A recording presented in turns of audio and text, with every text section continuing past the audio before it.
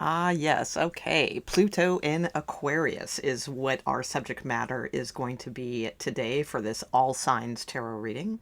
And basically, what I'm going to look at is what the inner transformation will be for you, through this Pluto in Aquarius transit, and also how that fits into relation into the all of consciousness of all of us. All right.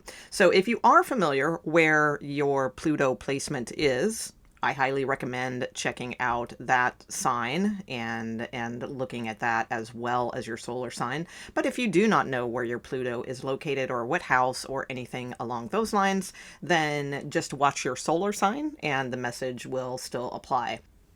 And welcome. I am Stella, and this is Loveworks. Timestamps are below. If you would like a personal reading with me, my link is in the description box. You can get there by hitting the More tab underneath this video. Okay, so tell me about Aries and Pluto in Aquarius. Wow, well, that was very quick. How about that? Okay, so wow. So we have living totally is what is on this card. All right, living totally.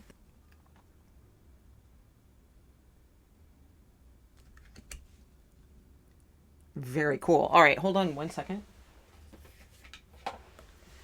I'm going to actually read, it's not the whole thing. I'm just going to read the brief. There's always little brief parts to these. So let me see what your card says. Okay. Those who say we are waiting for an opportunity are being deceptive, and they are not deceiving anyone but themselves. The opportunity is not going to come tomorrow. It has already arrived. It has always been here. It was here even when you were not here. Existence is an opportunity. To be is the opportunity. Don't say, tomorrow I will meditate. Tomorrow I will love. Tomorrow I will have a dancing relationship with existence. Why tomorrow? Tomorrow never comes. Why not now? Why postpone? Postponement is a trick of the mind. It keeps you hoping, and meanwhile, the opportunity is slipping by. And in the end, you will come to the cul-de-sac, death, and there will be no more opportunity left. And this has happened many times in the past. You are not new here. You have been born and you have died many, many times. And each time the mind has played the same trick, and we have not yet learned from this. Okay, so basically, yeah, your old soul for sure. All right, with that message. And I think that we can get the gist of this in the sense that whenever there's like some magical point we're trying to get to, like just like that said, right? It's like, oh, well, once I get this, then I'll do that. Or, well, I don't know, I'm not feeling it right now, I'll do it then, or something like that. That point never comes. It never happens, right? Because we're always putting it further and further apart. So just be more in the present, be more in the now. Realize that that opportunity or whatever it is that you are seeking, that you put off and you'll do later, realize that that is available to you now. All right. So let's see what other messages we have for you, Aries. Oh my gosh. Yeah, the opportunity is here. But you're not seeing it, and you're still like wishing for something else. Okay. I'm going to put this card aside actually, so we'll keep it in mind, but okay.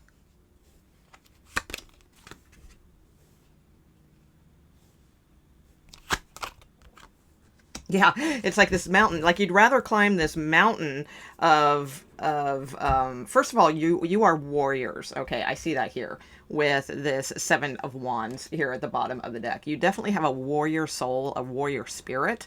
And that is a beautiful thing, but it can also, we need to integrate other parts too. Sometimes we just need to go with the flow of things. And also too, I feel like many of you feel like there's this magical point where there's like someone else or to show you the way, or someone else to work with you, to help you, that's going to bring things to its ultimate culmination, whether that be like seeking a partner in life, or in like work and career, like, well, if this person would just help me, then I could do this, or, whatever this may be.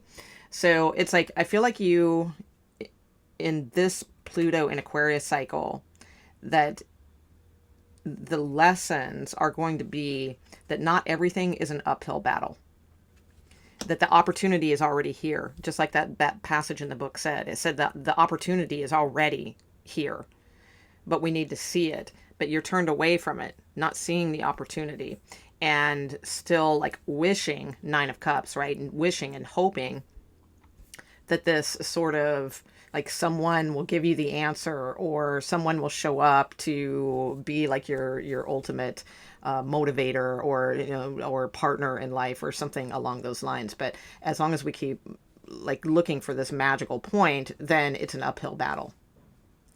All right. So then what is the advice for Aries beside the card that we already saw, of course, right? Okay.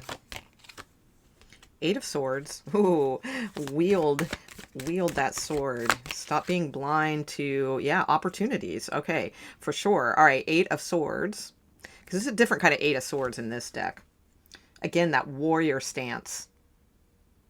Yeah, you guys are definitely like, definitely have a warrior soul of inner transformation available to you that you've like earned through lifetimes.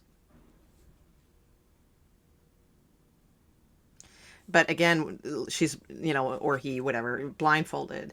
So it's like needing to see that there is an opportunity here for you already. Look, now she's holding or he, whatever, holding the pentacle. Over here, you weren't kind of seeing it, right? Because you're thinking that your answer is over here, and that it's going to be a hard journey and a hard climb, and all these things, because you do have a warrior spirit. That's what you're used to, right? We usually do things in line with what we are used to, and you're not used to having things that are like already here or already in front of you. So I feel like you're in a sense, there's a blind spot to that there already is an opportunity. So it's saying, just like recognize that, take the blindfold off, right? And see it. It's right here. And hold on to it and nurture it. Oh my gosh, the Magician. Boom. Right? So, yeah, your advice is definitely like, yes, you are the Magician, and you already have the tools that it takes to like manifest in a beautiful way. And this is what the collective consciousness, because this is your inner journey, and this is your collective consciousness, what this journey brings to all of us. So if we stay in this struggle, then that's the energy we're giving out to everyone else. Then we keep that alive, that everything is an uphill battle. But when we wield our sword and understand that the opportunity is already here for us to have, because we already have the tools to create a better consciousness, then we thrive. Okay. All right. So now we are on to Taurus. Okay. Taurus, please tell me about Taurus and their Pluto transformation in Aquarius. Okay. I'm just going to take a peek at this one. Okay. Oh, ego. Interesting. Okay. I will take that one. Wow. And communion at the bottom of the deck. Talk about Pluto and our consciousness of the all, right? Okay. So let's see here. Single pointedness. Oh my gosh.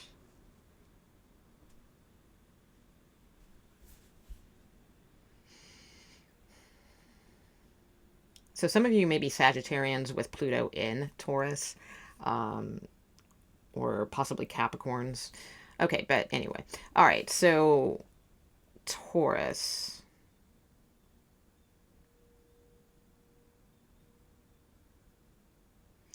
Okay, your message is not to carry things with you and to be very single pointed about where you are aiming your energy and to not carry doubts or negative stories from the past that you've been conditioned toward or anything like that. Yours is a breaking free of condition and confinements of how you've been taught, and to instead harness and focus your individual creative energy towards a target, towards a one-pointed goal.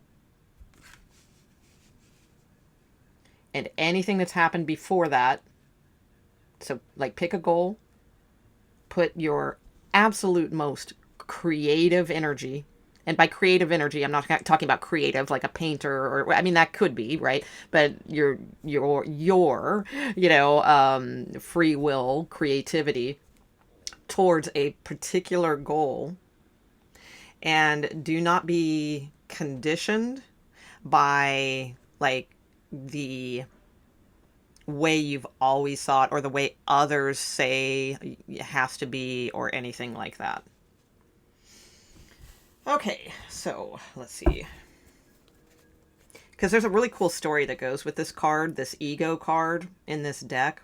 And it's basically the story of these like two monks, and they're in this particular sect, like they're not supposed to speak to women, they're not supposed to look at women, they're not supposed to talk to women, that kind of thing in this particular story that they give in the example of the book. But this woman's struggling. These two monks were out walking, and this woman is struggling like in the water, but it's against their rules or whatever to talk to women or even look at women or anything like that. But this one monk sees this woman struggling and is like, damn, I better help her out, right? So he goes and like carries the woman across the stream and sets her on the safe, bank of the shore, and then starts walking away with his pal, his other monk friend here. But this monk is like, oh my God, I can't believe you did that. And you touched a woman and blah, blah, blah. And he's going on and on about it. And this monk, who has already dropped the woman off safely on the shore, right? This monk says, I have no idea what you're talking about, brother. I've already left that behind. But this one is carrying on and on and on about it. So it's basically saying, like, don't carry these things with you. All right. Do what needs to be done and leave it and move on. All right. So let's see. Don't carry guilt in your consciousness or feel like, oh, I broke the law, or, oh, I broke the, or not. Yeah, maybe literally, but you get what I'm saying. All right, so let's see. Tell me about Taurus and their Pluto in Aquarius journey, please.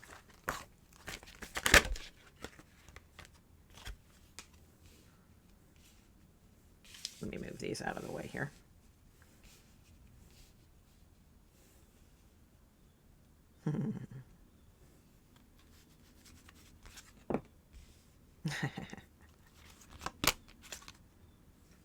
Wow. Yeah, you guys are going to have massive change in your inner world, in your inner consciousness.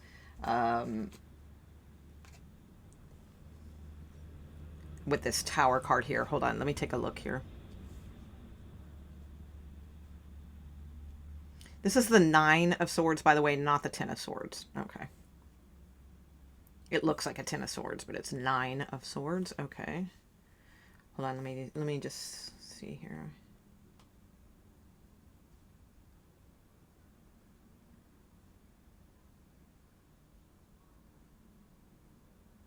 Okay, because you have the 5 of Pentacles at the bottom of the deck. Okay, so, and I notice here, this character here is kind of playing with these 5 pentacles, and then there's 5 on the ground, right? Making 10 pentacles. I feel like you guys are going to figure out, like this in Pluto in Aquarius, you guys are going to figure out how to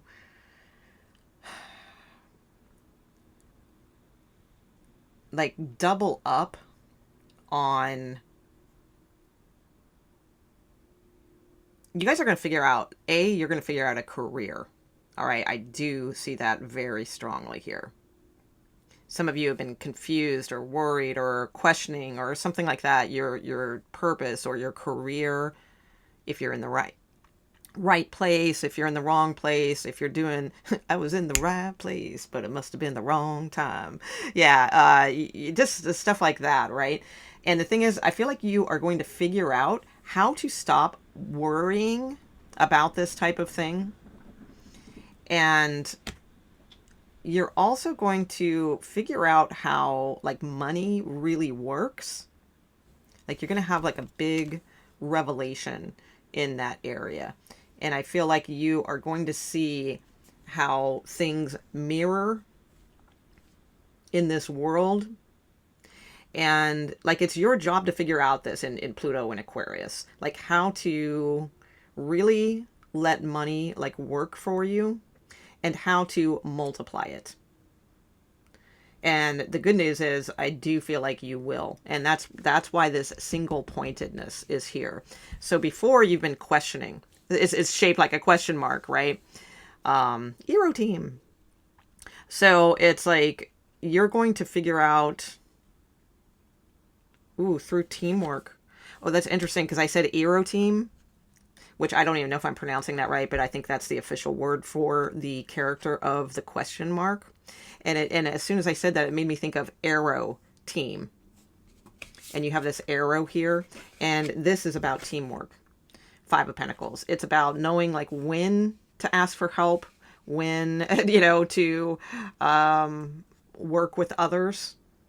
So yeah, you guys are going to have a lot of like massive change when it comes to your financial stability and also being more sure about yourself and not carrying things with you anymore. Yeah, this would be very akin to the 5 of Pentacles. Definitely. Yeah. So, but see, this woman was smart, she got help, right?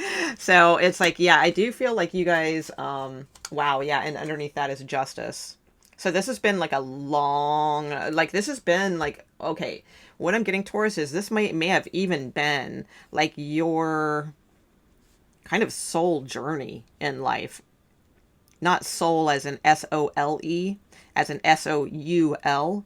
Well, both probably, but this has been a major part of your like karma movement in this life, is to get to this point. And I feel like you guys have a very strong chance of figuring this out and creating some sort of stability for yourself, and also not just doing it alone. Okay, that's what I see there. All right, see if there's any extra advice for Taurus.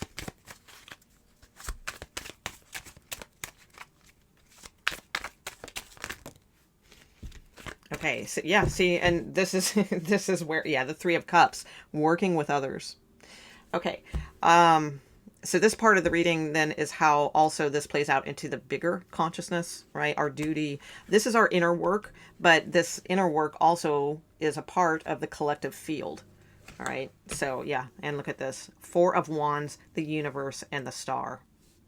Yeah, this is a good one for you guys, Taurus. This is where you have the opportunity here to like figure it all out for yourself, as far as like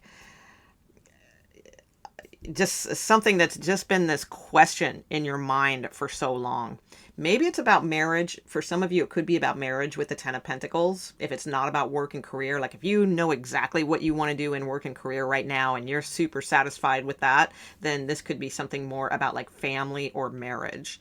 But for many of you, I think it's more about your individual creativity as it pertains to a career. And with the 4 of Wands here, the universe and the star, this is how you will contribute if you stay single-pointed with this and learn, have this revelation and learn like these lessons that Pluto will be definitely giving you. But the thing is, I feel like you've been doing the lessons, and now is your time to recognize these and really put them to work in a beneficial way.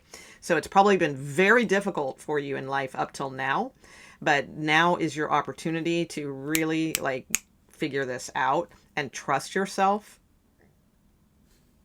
And that starts with putting an end to letting your mind be the single pointed focus as far as negativity and carrying things with you, because that'll just stab you in the back, right?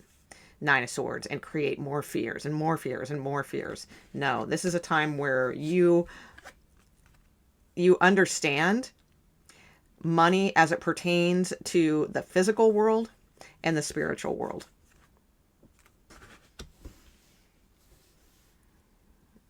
Four of Wands, the universe, and the star. I feel like you guys could really, if you can kind of figure this out for yourself, like you guys will be contributing so much to the world, because we don't realize, as little unimportant, human beings. But the thing is, all of our thoughts and feelings and all of that stuff, it is a collective energy.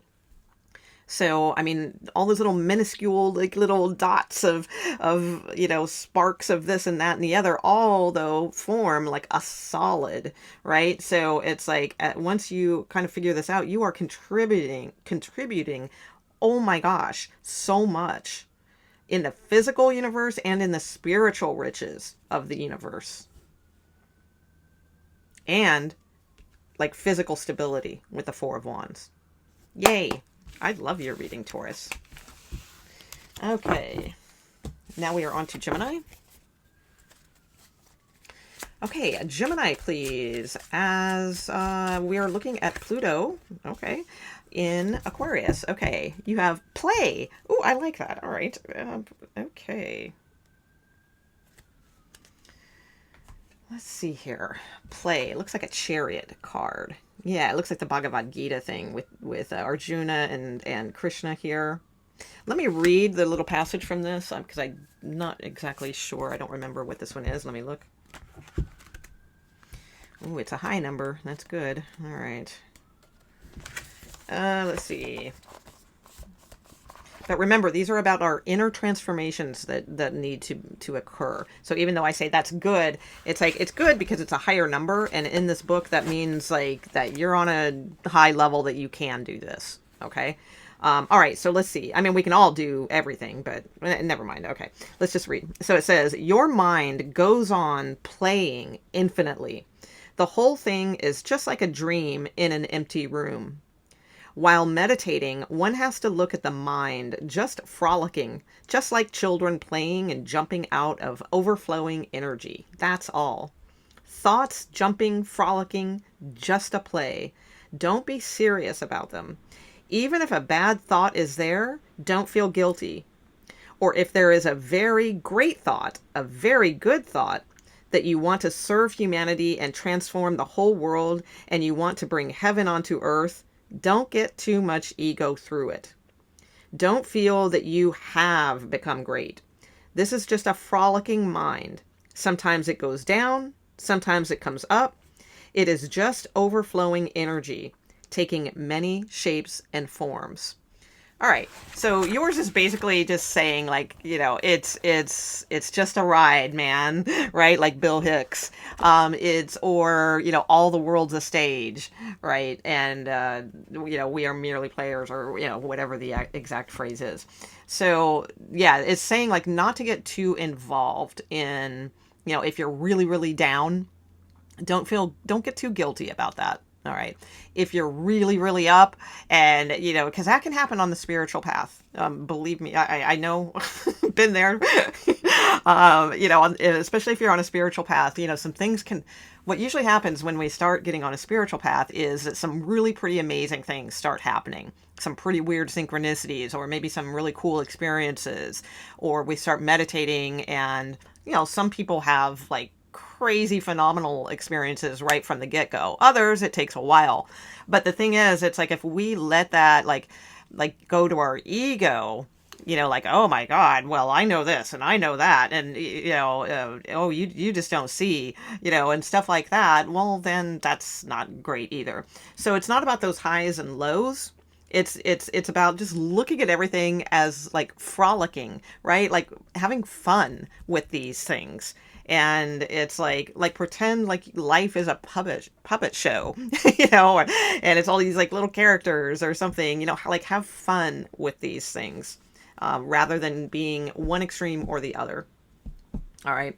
Okay, cool. So let's see. So this doesn't sound like too difficult a cycle for you, frankly. I mean, that sounds like, I mean, it could be harder than it sounds, but I mean, it's not, like huge, major inner work that you have to do. Yeah, justice, exactly. I feel like this is going to be a very good balancing cycle for you. I'm also getting the sense too with Pluto and Aquarius for you that, because remember, it's not just our inner journey with Pluto. It is our inner journey, but that also pertains to the whole of the consciousness because we contribute to the whole of everyone, right? So it's like, so keeping in mind to keep it light, and like that is going to benefit you, but it's also going to benefit all others that you come into contact with, and those people who come into contact with others, and those, and blah, blah, blah, blah, right? Oh, it's your card, Sun in Gemini. Look at you going straight toward justice. Oh my gosh, I love that. Right on. Okay. Hello, Queen of Pentacles. Look at you. And Prince of Pentacles. Oh my gosh. Oh, I love this reading, Geminis. I think this is going to be a good cycle for you. I really do. I do not see anything that's too trying here. Because Pluto can be like a little rough on us sometimes if we're not, doing the inner work. So I feel like this is more of a period of time for you to really like enjoy life here. Look, this is so interesting. Look, the Queen of Pentacles here, and she's sort of like petting the little like bull. And then right here, we have the bull and we have like the child. So there's, yeah, like stubbornness, making sure though too, that you are not too stubborn with things. Let the stubbornness sleep. Cause see, this bull is like in rest. It's like sleeping and cute, right? But bulls can be like, stubborn and charging and, that kind of thing. So this bull is in rest. So as you are in rest, so's that inner child, right, of you that wants to play, right? Or this could be literally mother and child. Okay. Like your example, then gives them the freedom to put stubbornness to rest and play with the universe. All right. If that's what you are doing too. So either way, like this, or father, whatever gender you are here, but there's definitely an energy here that I don't think you really have like huge, difficult lessons with Pluto in this time period. So I feel like it's going to be almost like a much deserved end to a lot of worries, and because the Ten of Swords can be a lot of anxieties, worries, just done, with like thinking and overthinking or problematic situations. And it's like your soul is set free here, right? Going towards this like freedom. And I also feel like it could be a very plentiful time for you as well. Financially, I think there's a security here. But yeah, let that inner child play. And or set that example also for creativity and play within young ones. All right. Also, I see. Okay. I feel like yours is like really pretty easy here. Oops. Okay. A card just flew. Let me grab it. Okay, Seven of Swords. Okay, that's funny because I was just gonna say the one thing I would say as far, because no cycle is ever just like super coast through and there's never any problems, right? So I would say the only one thing to like keep an eye on is that if you have been in this Ten of Swords energy for a very long time, which is a lot of anxiety, fear, overthinking, just just done, feeling betrayed, stabbed in the back, whatever, any of those types of things. If you continue, right? Because the thing about life is that like we get used to patterns. So I would highly suggest, and that's funny because Seven of Swords is my patterns card, not to stay in this pattern, to recognize when you are free of it. All right. So because the thing is, we can be free from a pattern, but not recognize it and keep that in perpetuation because it's what we're used to. So I would say definitely to keep sharp and recognize recognize those moments where you can play with life, where you do feel free and don't feel pinned and trapped anymore. Let that creative part of you soar towards this justice of right action and more fun and creativity in your life, prosperity, things of that nature. Okay. Yeah, the Magician, right? Gemini energy.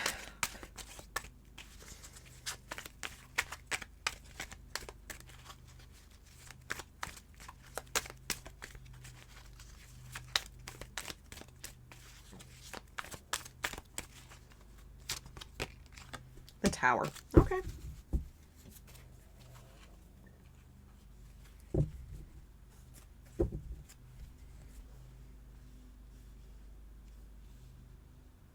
Also, too, to acknowledge yourself, that how much you have used the tools that you innately have in order to bring this cycle to yourself of freedom and allowing yourself to soar.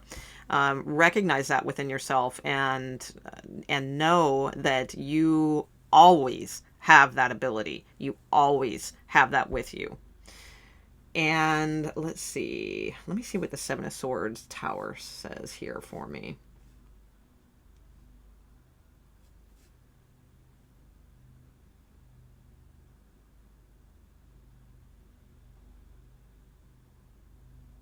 Okay, I also feel like by doing this, you also, because this is your inner work, and now I'm looking at how this plays out in a collective way. So by you doing this work, which isn't work, it's realizing. Your work is to realize that you don't have work to do. You're exhausted of that. Your work, inner work, is to realize that you are free to create what you want now. And so create peace and harmony. There's this very sense of like cosmic motherhood here, or again, if you're masculine, fatherhood, whatever, but it's feminine energy. Okay. And I feel like how that can play out in the collective is that by your example, that like, look, I was the magician. I did this, that you can show others how to let go of their Three of Swords, which is disappointment, heartbreak, those types of things.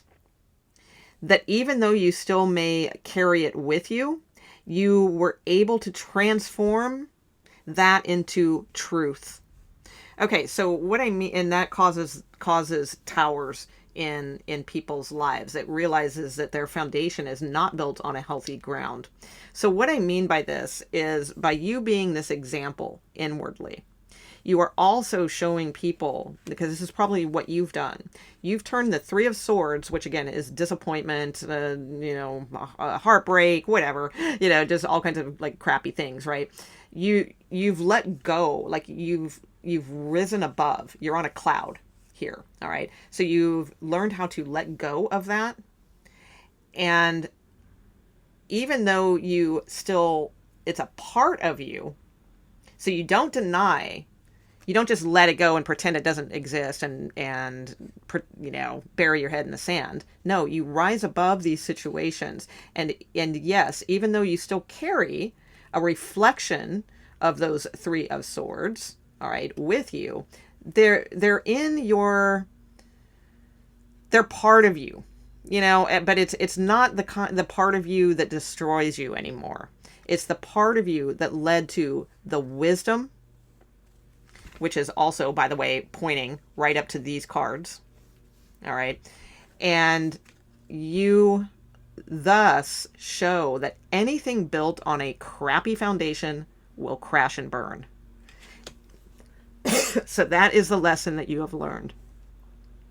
That anything that is explosive and you know, I mean, that's just not built on a good foundation. It will lean, it will crash, it will burn, it will be struck by lightning, you know, all those things. So it's like, by your example of how you were able to recognize this, that is what you are adding to our collective universe. And that's a beautiful thing, to be able to drop this anxiety, this pain, and rise above on this cloud. And it's not like the pain just went away, but now, like, you embrace it because you know it's what led you to your strength and your freedom and your justice. Wow, beautiful reading. Okay, so now we're on to Cancers. Okay, all right. What do we have for Cancers, please? Tell me about Cancers. And a Pluto in Aquarius, please. Okay, the journey, that which never dies. Okay. Oh, very cool. Okay. That's fun. Okay, because we have the journey, and then this card was kind of like picking out, so I took a look at it. That which never dies. And then I looked at the bottom of the deck, and we have the quest. So we have the journey, the quest, and that which never dies. But this is a good card. Okay, so let's see. The journey.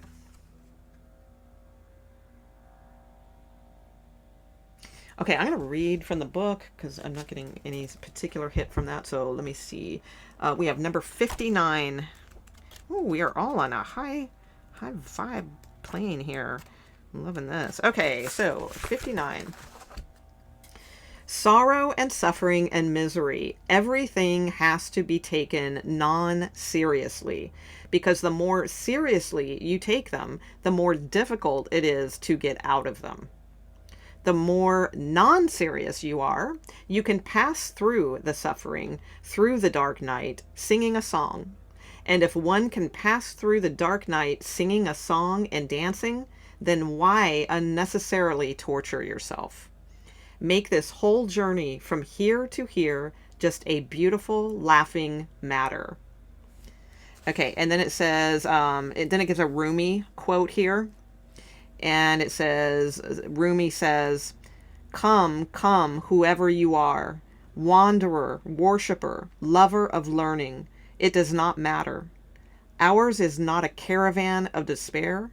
Come, even if you have broken your vow 1,000 times. Come, come, yet again, come." Okay, so wanderer, worshipper. Oh, that's interesting, because we had like that quest card. Ours is not a caravan of despair, even if you've broken that vow 1,000 times. Okay, keep trying, keep trying. Okay, so I feel like yours is saying basically kind of similar to Gemini's in a way, but it's basically saying, like, just don't think so seriously. It's like, because what does that do? Like, if we just like carry these heavy feelings about something, or heavy burdens about something, it's like, okay, well then that's heavy ass energy, right? So instead, it's like, if it's not going to go away anyway, well then why not make a song and dance and a lighter feeling about it? Because if it's not going to go away anyway, then there's no benefit from being in that sunken heavy energy. So might as well, you know, laugh, love, play, right? You know, dance, sing, whatever, you know, through it. Because that at least is a more enlightened energy. And I mean like light, like not enlightened, like, oh, so enlightened, but kind of that too. It's a more enlightened energy to sing and dance through something than it is to brood and carry it and make it so heavy. Okay. And then that, of course, then others can follow suit in that way. Because again, Pluto is about our inner transformation, but actually how it pertains to the all. All right, because Pluto's also very in tune with all of our consciousness as a whole. All right, so macrocosm, microcosm thing in a way. So it's like if we're singing and dancing inside through our problems, through our death, big things, then that sets the tone for the all of consciousness. Okay, so it's kind of like our duty in a sense to sing and dance through these things. Okay, let's see what else we have though. All right. Nope. Strength. Yeah, that's demonstrating our inner strength. Okay. Aw, 2 of Cups.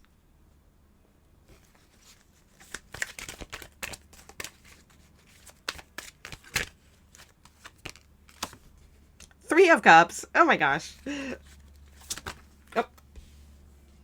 5 of Wands.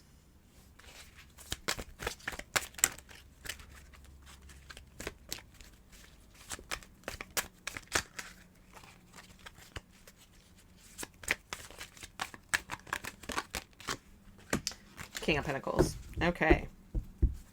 Justice. All right. So let me take a look here.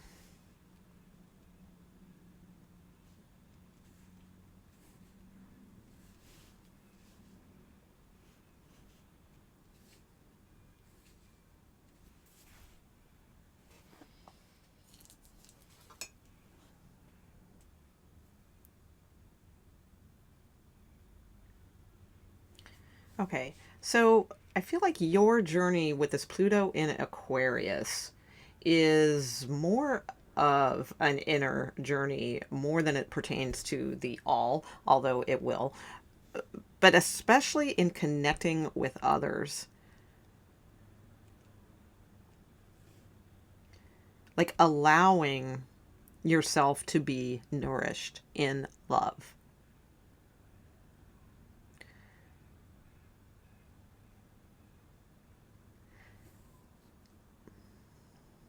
Some of you, it's such an upward battle, like a big mountain, metaphorically, that it seems like you're always climbing. Do know you are there. All right, you're already at the top of the mountain, but I feel like you make it more difficult on yourself by not allowing yourself to be nourished. Because if you notice in this particular deck, with this 2 of Cups and 3 of Cups, the water comes from above. It's the spiritual cleansing that comes from above. The love, right? Cups are love. That the spiritual energy is what fills your cup. And allowing yourself to be plentiful in that department, allowing spirit to nourish you with love. Because I feel like some of you have been dealing with so many lions, all right, that it's your journey now to, so that could have set you off, like, of relationships. Because I feel like you are someone who is not super ego-based. And you may have run into a lot of previous relationships with, like, narcissists or people who were very ego-based. And that kind of set some kind of perimeter or border around allowing, like, love in your life, whether you're, aware of that or not. So you may crave love and be looking for love and all those things, but your inner self might not be. All right. It might have built some walls and parameters. So I feel like this is a time for you to allow yourself to be nourished in the energy of love. And the thing is, it's not like God themselves, whatever, God source is going to come down and give you a hug. Okay. Like in person. Okay. So it's like, but God source will send that love via another person or persons or groups of people or, a love partnership. It's going to be different for each Cancer, right? Or maybe both. All right. Actually, both is fine. All right. Through friends, through a partnership. So it's not like, again, like God himself or herself, whatever, is just going to come down and like be your partner and give you this big hug and fill you with love, and all those things. But it is that way. It's just, it's going to be through another. So, I mean, it's with ourselves, all right, always, we nourish ourselves, first with love from God and, all those types of things. But what I'm saying is, like, even though your experiences in the past may have been with a lot of more ego-based or ego-driven people, there was probably a purpose for that, right? And it's like, but that doesn't mean it's always going to be like that. So this is a time to allow yourself to be nurtured in love. God will send the replenishment, the love, because your cups are empty right now, most likely. And so, like, this beautiful purified water will pour down in the form of allowing to, connect with others. But we have to be willing to do that. Then any uphill battles that we have here will be achieved with, like, kind of a stability. So the way toward, like, physical stability here on this earth, physical gifts and material gifts and material security and those types of things will be very established once we allow ourselves to be replenished from above, which will come via another or others.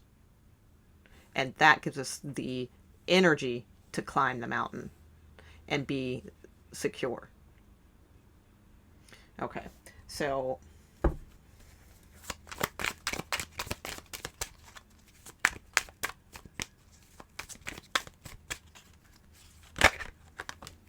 yeah. The end of that. Beautiful. Oh my God. Amazing. Amazing. Oh my gosh. And then the balance. Six of Swords.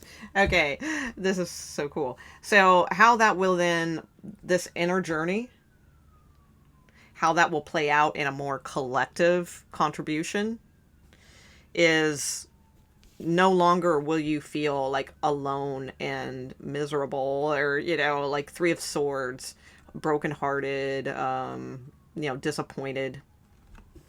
It will be the end of that with the universe here, because the universe is like endings of things, new beginnings of things, and there's a rebirth here. All right, so it will be basically the death of disappointment. Okay, so like as you can master this, then you will be adding to the collective scale of things, right? By helping to end this disappointment and false, that's no longer useful for you, misery of aloneness, and have a rebirth towards being nourished here. Wow. Pretty powerful reading. Okay, I like that. All right, that's Cancer. We are on to Leo. So dance, sing with life.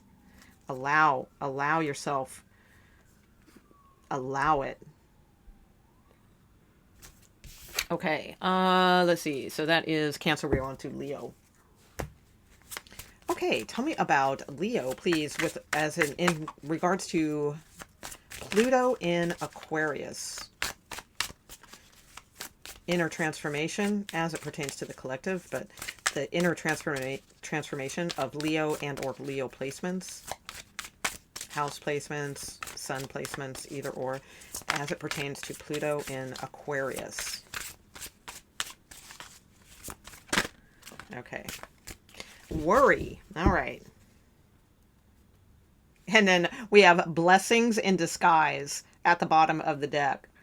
All right. So that comes to mind than when we worry about nothing. You know, it's like something that we're worried about may actually be a blessing in disguise. Okay. So yours is going to be interesting because Aquarius being your polarity, right? So this is going to be an interesting time for Leos for sure. So there may be a lot of inner transformation in seeing things that you think are good for you, but really it's always like better to choose the thing that's best for all. All right. So, but let's see, let's get a little bit more on worry. Actually, let me read the little passage that comes with worry. Don't worry, it's not all this. It's just the little pieces here. Okay.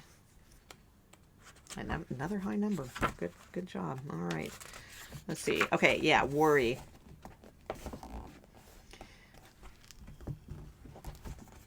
Have you ever taken note of one thing? The present is always juicy. The present is always blissful. Juicy. The present is juicy, Leos. Okay. All right. Let me start again. I'm sorry. Okay. Have you ever taken note of one thing? The present is always juicy. The present is always blissful. Worry and suffering are created either by what you wanted to do in the past and could not do, or by what you want to do in the future and don't know whether you will be able to do it or not. Did you ever look at this small truth that there is no suffering in the present? There is no worry. This is why the present does not disturb the mind. Anxiety disturbs the mind. There is no suffering in the present. The present does not know suffering. The present is such a small moment that suffering cannot fit into it. In the present, only heaven can fit, not hell. Hell is too big! Exclamation mark. The present can only be peace, can only be happiness. Wow, that is like so true, right? Because worry it's either about like something, you know, that we wanted to do in the past and couldn't do or didn't accomplish or something like that. Or it's about like, oh, well, in the future, this may happen or that may happen. I mean, that is true, right?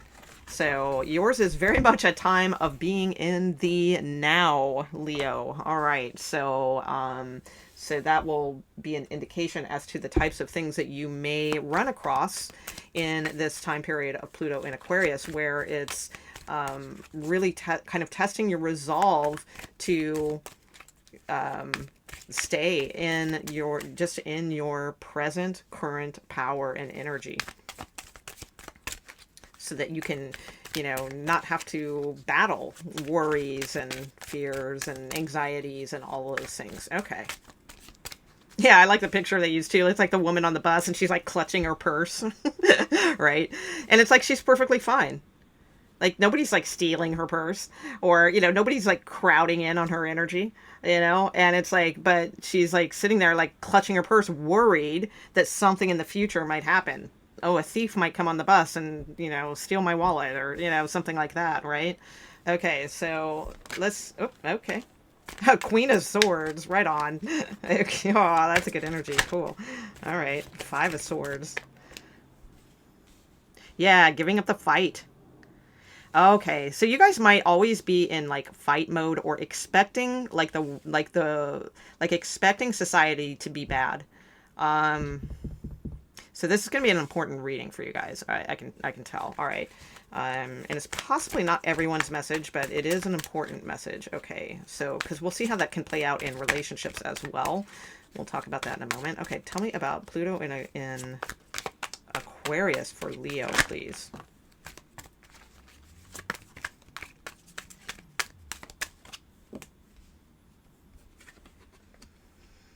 Somebody else had a similar, Aries maybe, I think it was.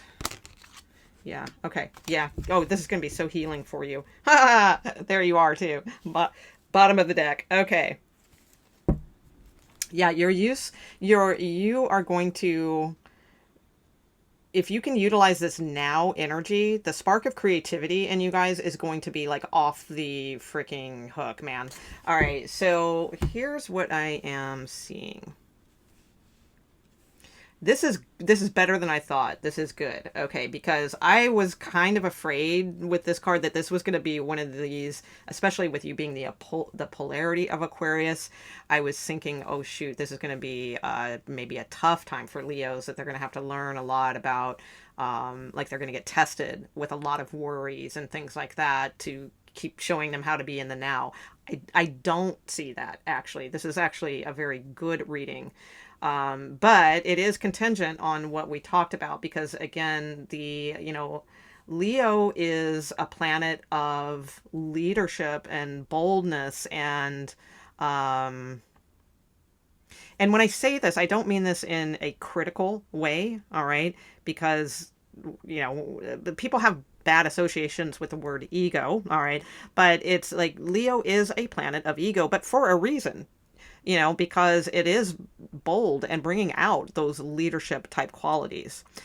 But with the inner transformation planet in Aquarius, which is about the good of all, right? Then that is going to be very much a theme for you during this time. And I feel like if you fight for anxieties in your life, then there will be more of that in the collective. So I feel like you play a very important role in this time, Leos, because just as Aquarius sign will play an important role in this period of time as far as our overall collective consciousness, so will you, because you are the polarity. All right. So what Aquarius thinks, it's like you are going to send back, it's like you guys work in this, opposites and motion. Okay, so I'm sorry, I'm getting a little complicated here, but what I'm saying is I feel like it's super important for you guys to realize the benefit of working in a collective, and especially as it pertains to very intimate groups in your life. So that would mean like work people groups, or small family units, friend units, things like that, partnerships with others, love, whatever, any of those things.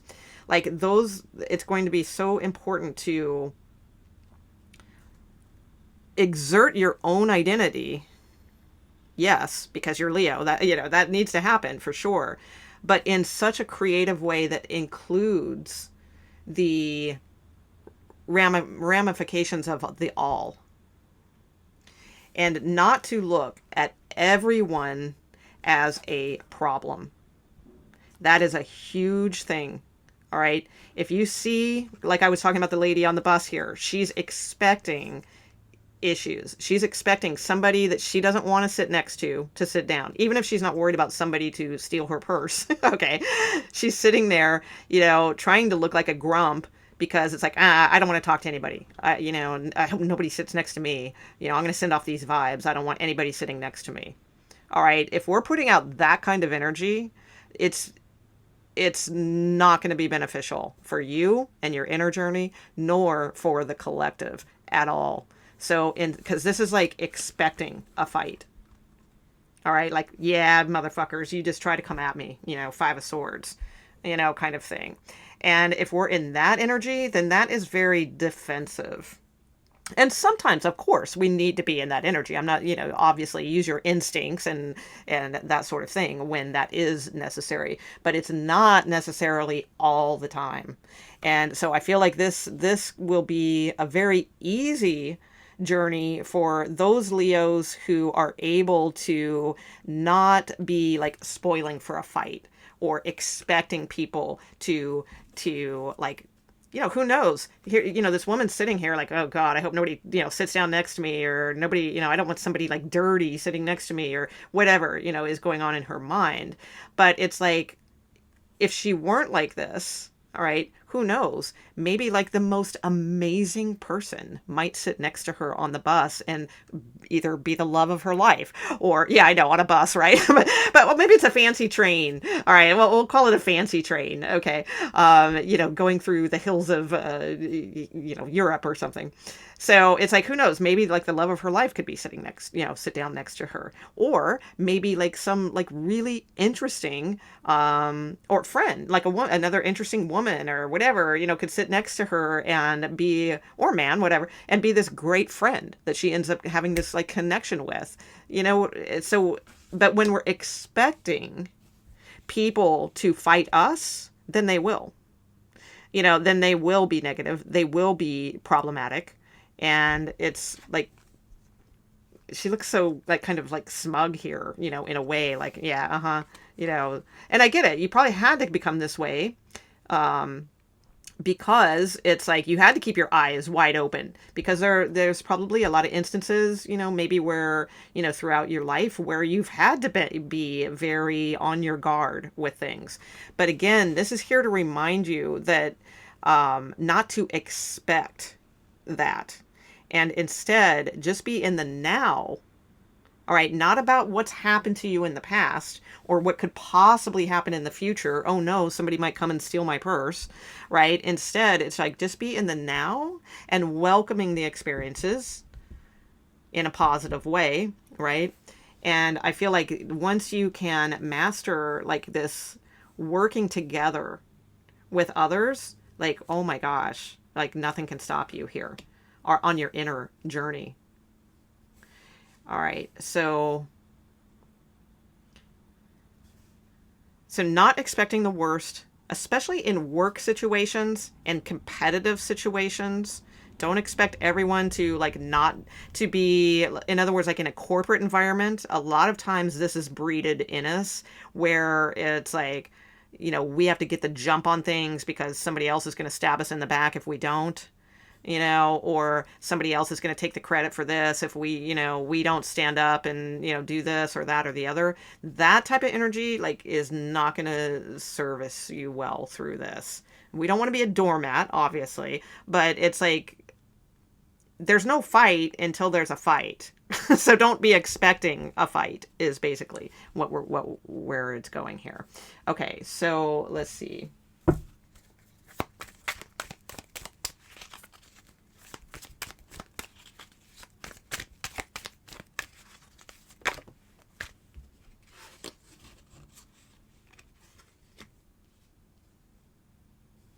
Wow.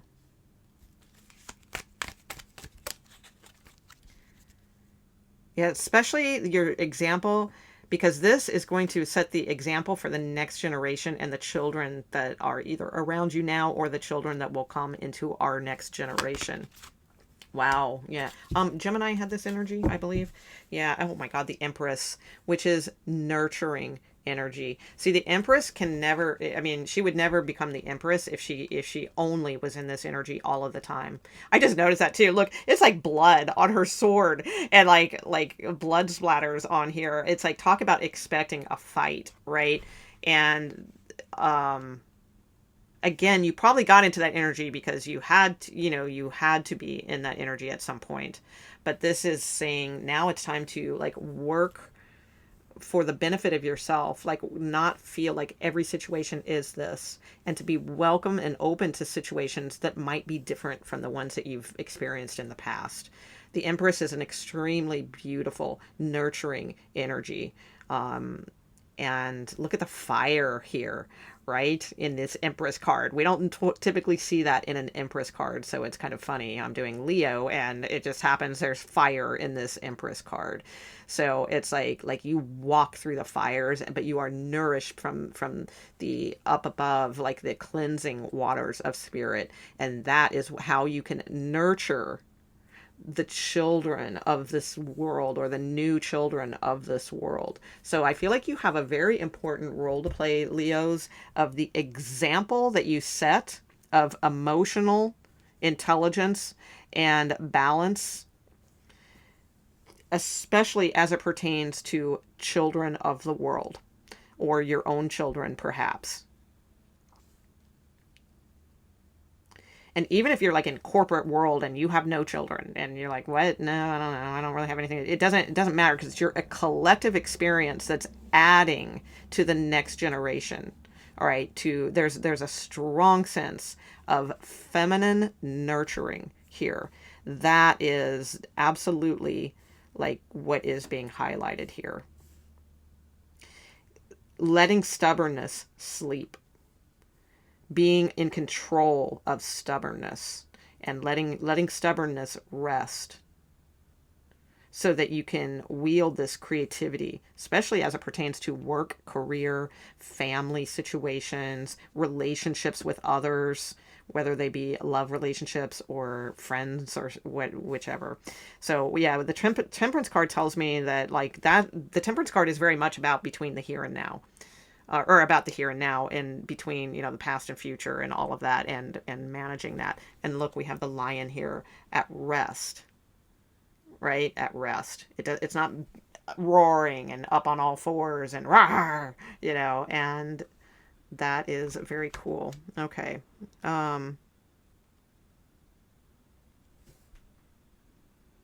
Anything else? Yeah, I feel like yours is a very important responsibility in the balance of our material world and the way it works and our future generations.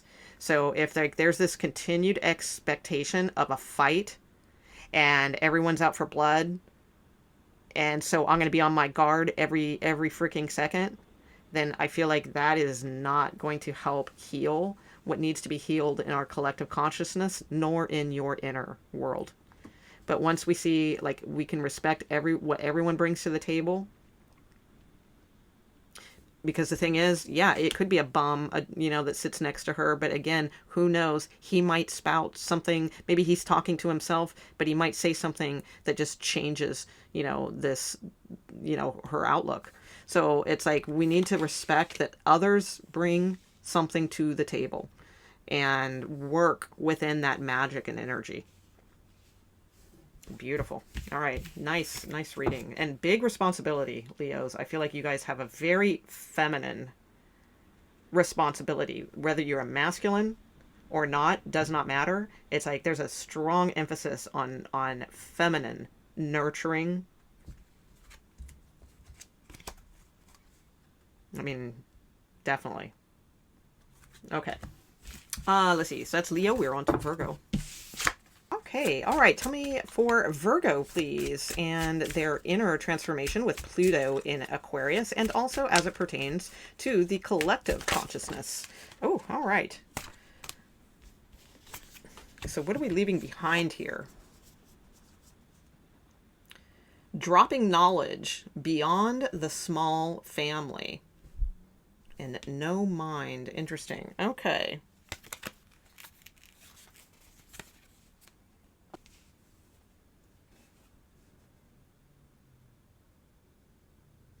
Okay, you guys are going to have a very creative role, I feel, in this Pluto in Aquarius season, pretty long season, but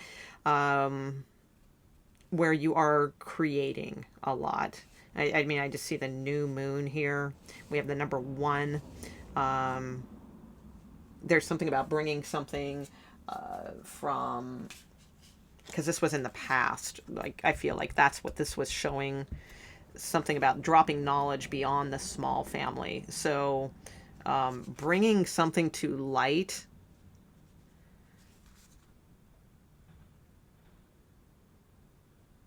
For some of you, possibly in a very large scale way. Others of you in a way that just benefits because it benefits.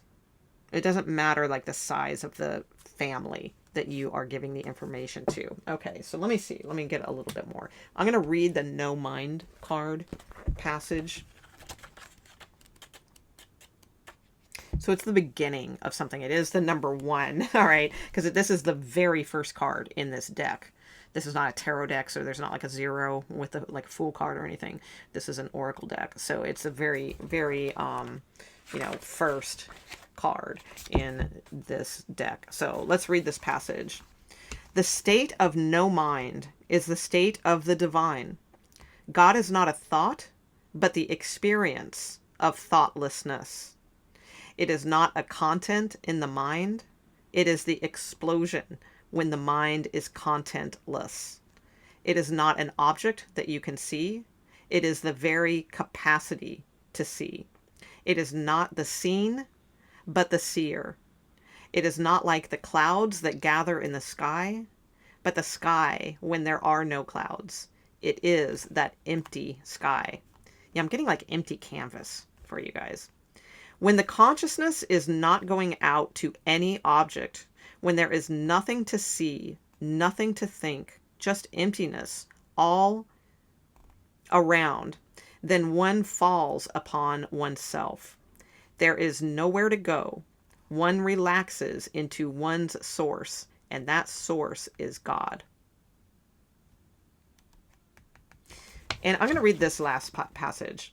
The day a person goes beyond the mind, when the consciousness transcends the mind, he experiences that, like the sky, so far no marks or lines have ever been drawn on the soul.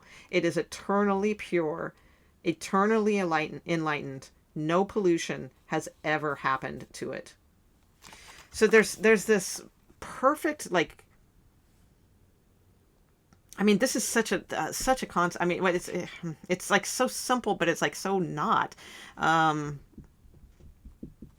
It just let's pay attention to the very first sentence. I feel like that is the one to really pay attention to. The state of no mind is the state of the divine, because the divine is sort of that space between,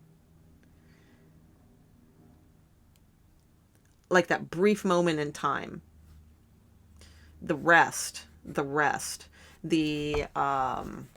nothingness. Because everything in our life, in our world that we experience in this world is movement, always movement.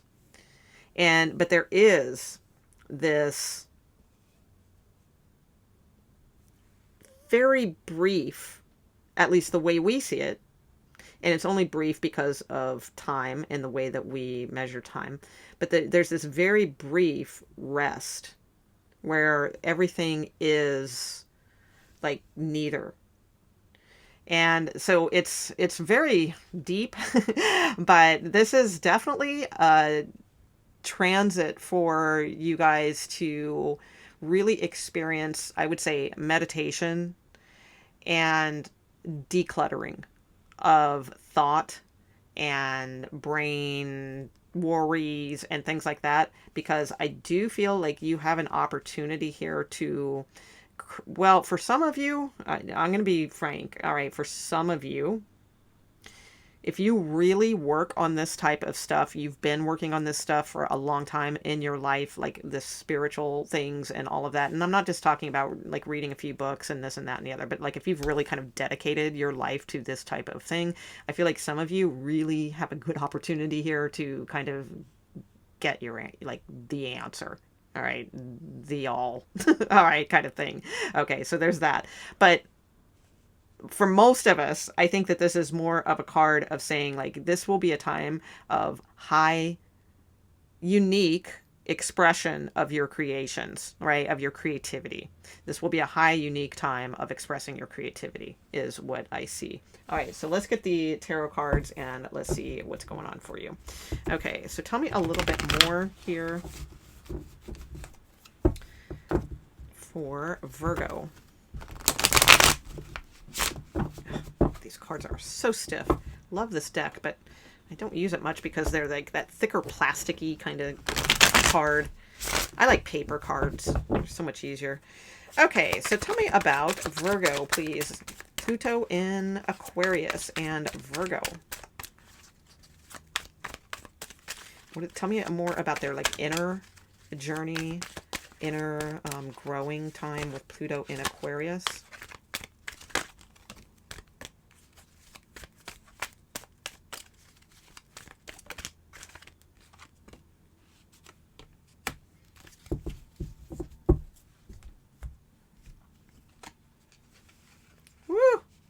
High Priestess.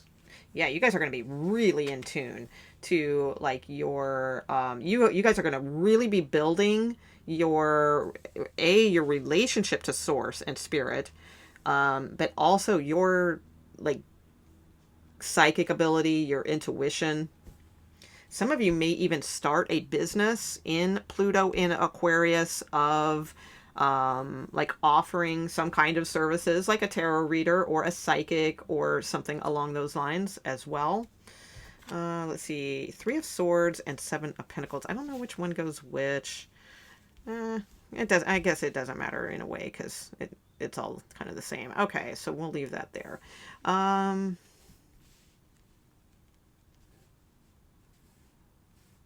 Yeah, look at that. You're like opening new doors and seeing inside yourself, but like beyond yourself. Okay.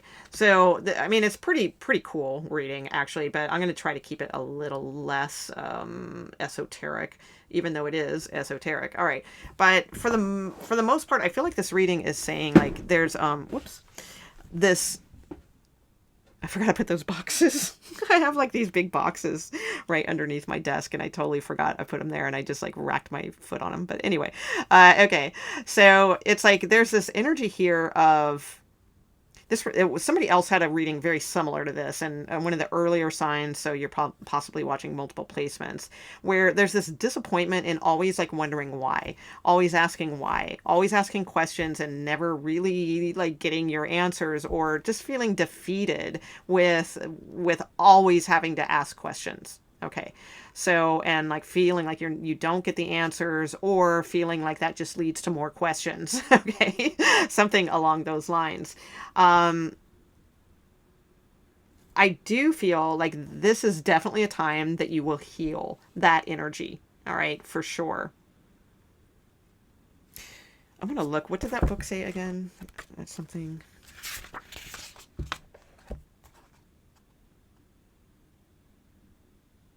Yeah, when the consciousness is not going out to any object, when there is nothing to see, nothing to think, just emptiness all around, then one falls upon oneself. There is nowhere to go. One relaxes into one source, and that source is God. So I feel like you guys are going to like stop asking so many damn questions is what I think. I think you guys have possibly been like seekers most of your life, seeking for something either within or without, or something along those lines. And there's going to become in Pluto in Aquarius, which we have. So this is definitely when the star card is showing up in these readings, right? This is definitely going to be an important cycle for you, all right? And inner transformation. We have that confirmation with the star card coming out that this is a chance to heal something within yourself. And what I feel like this is a time for you to heal is to get into non-thinking, non-asking, and it doesn't mean that we stop learning or that we stop seeking or anything like that. I mean, for some, if you're on like this really, level or whatever, yeah, you may want to do that in meditation.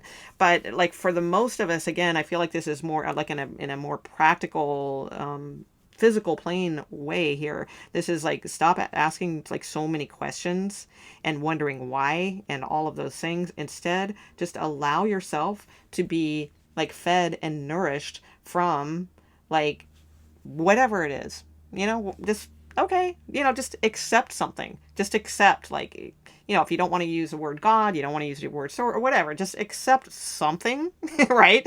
And it's like, because people have been doing this, let me just tell you, people have been doing this since the beginning of time. And did they find the answers? Right? I mean, maybe a few have, but it's because they've gone into this doorway. All right. But most of us don't go into that doorway. So, I mean, you can just ask questions upon questions upon questions upon questions about life. And it's like, that's all it's ever going to be, is just asking questions. And it's not like you're the only one in this world to ever have done that, right? I mean, there's been eons, right, of like philosophers and that we've heard of or that we haven't heard of. You know, so it's like, it doesn't mean like you're going to get the answers by this. And so I feel like realizing that is like your best bet.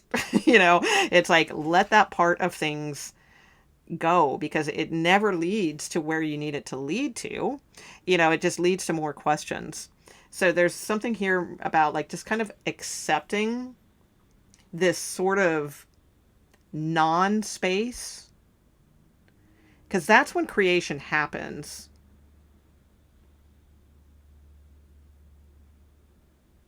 When it hits like the sort of like nothingness of something, all right? Because there's something and then there's nothing, and then that bores like something.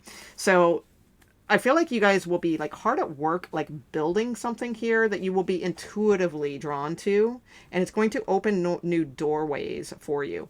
But it takes letting go of asking questions like, what should I do? What should I be doing? What's my purpose? Why are we here? What does this mean? What does that symbol mean? Why do I keep seeing 1111? Why do I, why do I, blah blah blah? Why does this? Why does that? You know, it's like it takes that stuff away, and just like connecting in a very peaceful, non-expectational kind of way. That's when your new moon, shows up, and then you can wear that as a crown of like ideas. So allowing source to feed your soul, your ideas, your creativity, instead of always asking like, well, what? That's not going to do it. It hasn't, right? Up until this point, it's never worked. So like they say, what's the definition of doing something over and over again without getting a result? You're right. It's the definition of insanity. So it's like, instead, try this approach of just nothingness. Let source be your inspiration. Let it come. Don't force it. If it doesn't happen in a day, don't go, well, why? Why didn't it happen? Again, just relax. And it's like, I feel like you're going to be hard at work at all kinds of opening new doors within yourself that are coming via this, like, beautiful star power, spiritual energy here.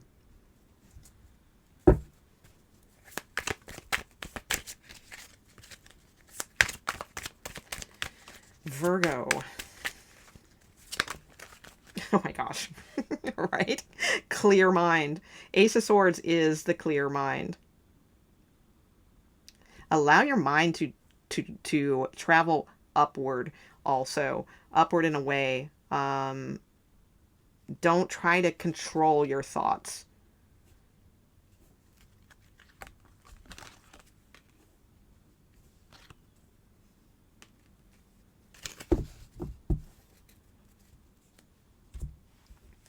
Oh, beautiful.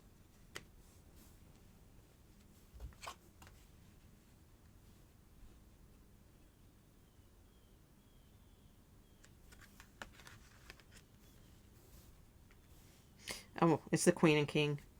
I just realized that. Queen and King of Wands. Beautiful. And look, the Two of Cups. Oh my gosh.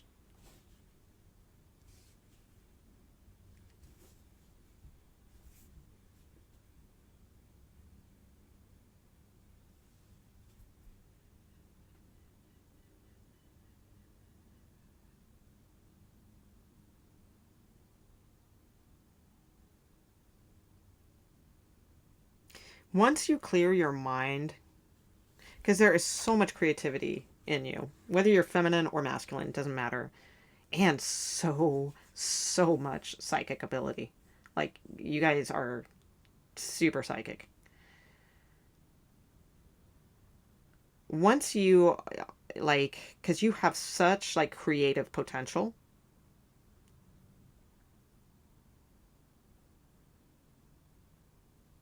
But I feel like if you're looking at the past to define your future, that isn't going to work. This is a clean slate. This is where all of the questions that you've asked before that have led to disappointments need to be erased, need to be let go of. They don't need to be like weighed and measured and put into some kind of order. All right. as to where you're filing them in your mental system. They need to be let go of. Done. All those questions that you've asked before. It's time to, I was going to say ask new questions, but it's not, let's just say that for the sake of understanding this. All right. So, but it's not, but let's just say that for now. It's not a matter of like where to file all of these older questions that you've been asking. It's like those need to burn and be like nothing lives in fire. They need to be gone. And you need to ask new questions, but it's not asking new questions. It's allowing the answer is you. Okay, all these questions that you seek, the answer is you, and it is how you wield your power. That is the answer. It's the only answer that matters, like right now, as it pertains to like your partnerships and creativity here on this planet. Following your intuition is like the most important thing for you right now.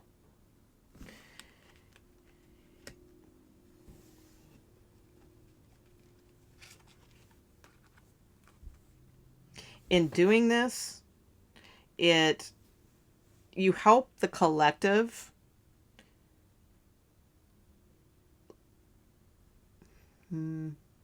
match up with the right circumstances, because you are matching up with the right circumstances.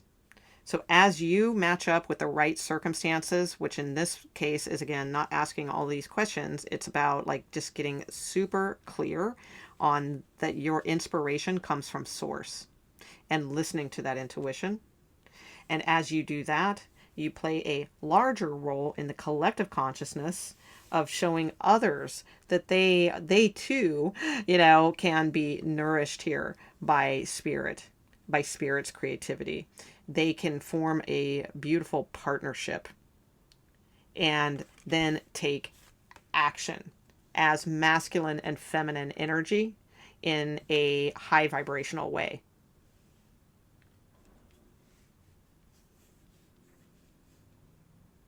So you're very focused on there's a big high focus on spirit and creativity.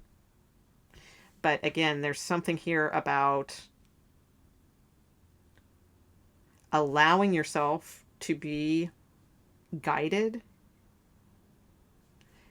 by something else other than trying to ask physical questions. So ask the right question.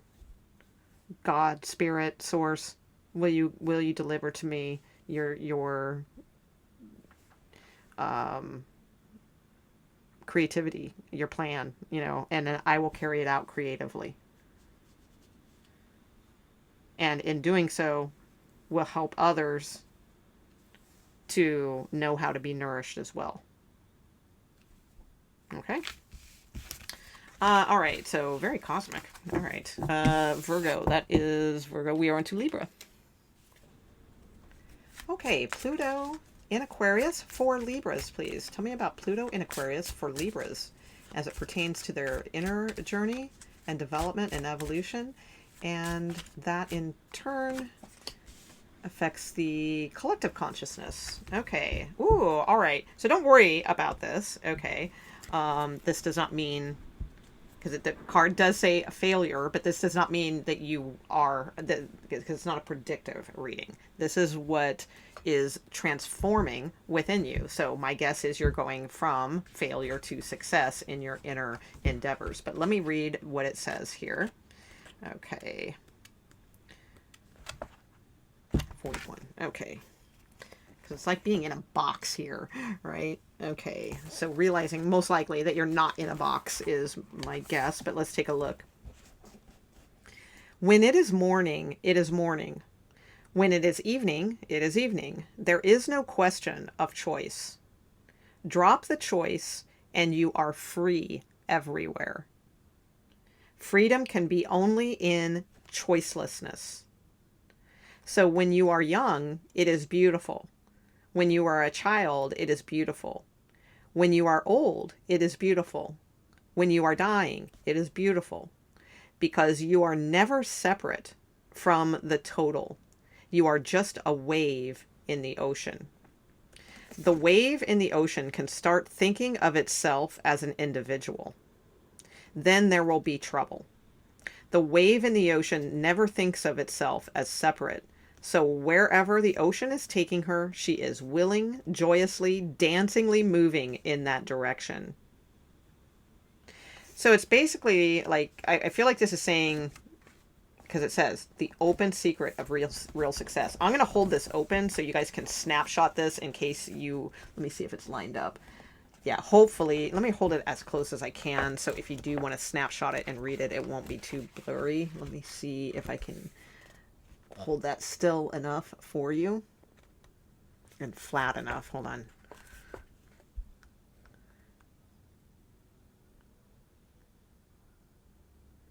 Okay. So hopefully you've snapshotted that. And if you want to read more of this, if you cannot find, like if it came out blurry on the film, you may be able to Google the Osho transformation failure card, and maybe somebody's printed the book online. All right. Sometimes that can happen as well. All right. But here's what I'm getting for this. All right. So this Pluto in Aquarius is going to be pretty major and defining for you, as far as like how you, depending on how you view the world. All right. Your world. Okay. And that will again be the world in general, but it's, because like, okay, like those of you who have studied more like Eastern philosophies and things like that, there's always like, they talk about like the ocean of the ocean as being like one, right? But there's all the little like waves and all the little droplets and all the little things that make up the one. So you struggle or fail, if that's a word, you know, we're going to use, let's use struggle, whatever. It's a little less harsh, but you know, struggle is struggle, failure is failure, whatever, you know. But the thing is, it's like, as long as you see yourself as not part of the cosmic ocean, then it's going to be a struggle. All right. Like it says, morning is morning, evening is evening. There's no question about it. It's like, it is. So it's, but when we like question that or something, you know, then that puts us like in, like that we're not in acceptance mode. All right. So the ocean is the ocean, and we're like, imagine ourselves as like a droplet in the ocean. You know, we're not when, okay. So if somebody's looking out on the beach, somebody's sitting on the beach, right? And they're looking out at the ocean, and the ocean is full of all kinds of tiny little droplets of water, and they make waves, and you can see its immensity, right? But if somebody were sitting, you know, on the shore and looking out, and there's only like you, this teeny tiny little droplet of water, it's like, no, that's not the way it works, right? That's not right. You know, it's like, no, it's like, but you're seeing yourself as this tiny, you know, this little, you know, individual thing in this larger, but you need like working within the larger larger, I don't want to say confines, because that's not accurate either, but we're basically just like little cosmic bubbles, right? And it's like, but we're all part of everything, kind of like how everything works in nature, basically, right? Or how everything works in our own bodies. You know, we're not just the arm, you know, or, you know, we're not just the kidney, you know, that's a better, I guess, example, right? It's like, if we were just a kidney, we wouldn't function well, right, without all of the other organs. So, and it's not an ego thing, I don't think, where you guys think, oh, I'm so bitchin'. I'm all, you know, I'm, you know, I'm the only one in this scenario. I'm the kidney. I'm bitchin', right? I don't need anybody else. I don't think it's that, right? Because Libra, okay. But it's a feeling that you are alone when, no, you are surrounded by this immense help And it just is. There's no other way. All right. We're not just, you know, somebody on the shore isn't just looking out at one little droplet of water, which is you. You know, it's like, no, it's a cosmic. I mean, how Pluto is that, right? And that's the whole point of Pluto, is it's that inner transformation, but as it applies to the greater energy, collective universe. Okay, so let's see. Let's get a little more with the tarot. All right.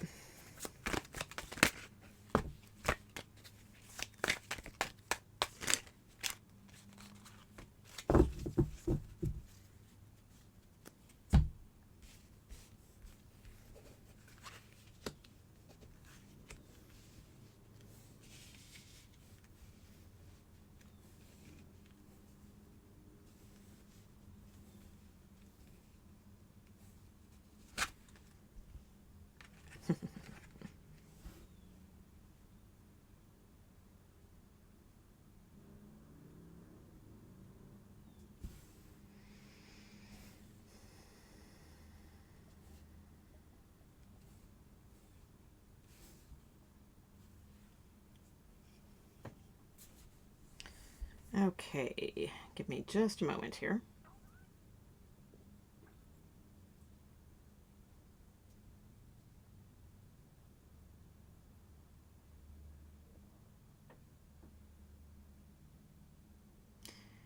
Yeah, I feel like this is a time for you to make a better connection with the divine. All right. I noticed she's like feeding the swan, right? Swan is like oftentimes like a sign of purity, divinity, um, what Hamsa, like grace.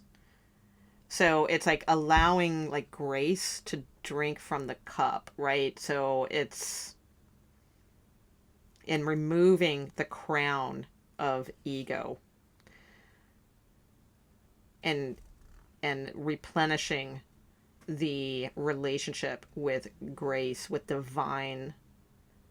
Okay, so yours is going to be a journey of establishing yourself, not from an ego journey, but from a replenishing of your relationship with source, divinity. That's what I see here very clearly. And that is going to be what balances things for you, the universe, right? The real knowledge of self. Especially, I love the fact that the crown is removed here for this example. It's perfect. Because the crown would, you know, because it's a Princess of Cups too. Interesting. I just assumed it was Queen of Cups because of the age and all that, but no, it's a Princess of Cups, which is like Page of Cups. So like a messenger. Yeah, all right. So it's like, I do feel like you can really keep learning, but from a place of, again, like more connecting with the divine in your life. And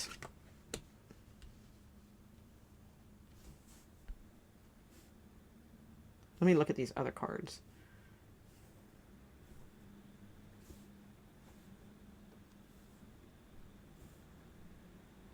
Because I feel like there's all these different energies that you have tried in your life, these different roles that you have played. And those may have led to feeling, again, like a failure, or like you weren't able to succeed, or that you are just overlooked in this cosmic wave of the beautiful divine ocean or something like that. And it's just simply not true. You simply needed to nourish the divinity, the divine connection.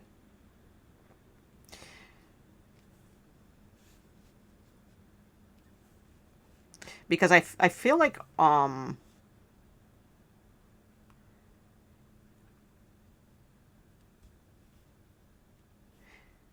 feel like you have somewhat fairly well up to this point, like you've somewhat fairly well mastered like the mental plane It's almost like you're a Jedi warrior here in the mental plane.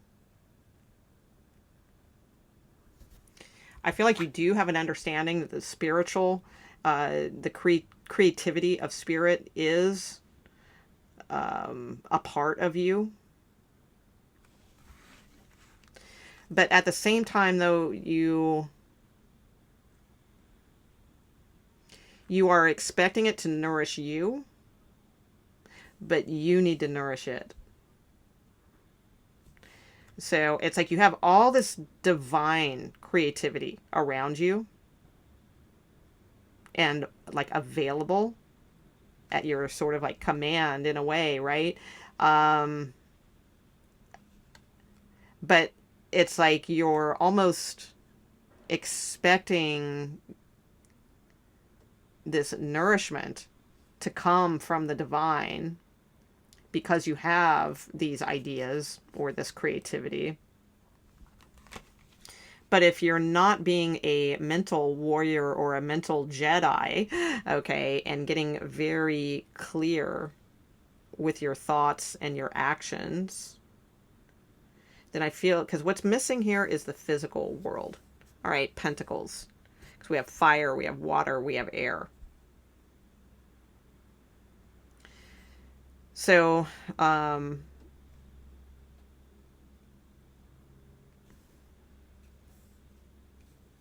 that's because you're learning about the physical world. But again, you can't be this island of aloneness in the ocean. It takes understanding, like the cloud full of water rains and forms the ocean. And then we have the moon. The moon, is part of that equation, right? So it's like everything is a part of something, and we need to nourish and feed that idea. And that is what will bring more like mastery in this world for you.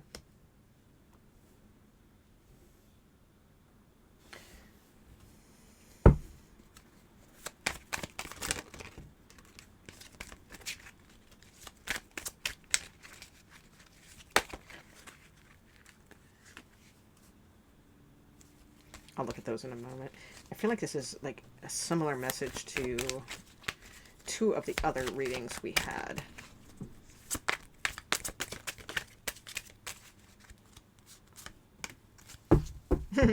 King of Cups. Oh my gosh. Awesome. Okay, hold on. Yeah, 10 of Wands. Prince of Pentacles. There's the pentacle. I knew it would happen. Okay. And King of Cups.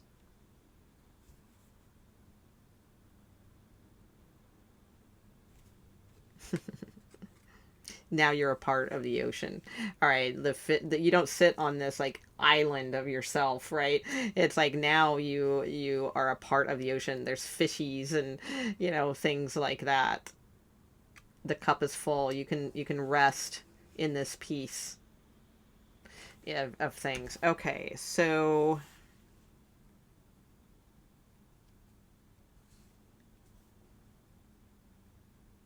your message, I feel, is about the work that you put into things and not just expecting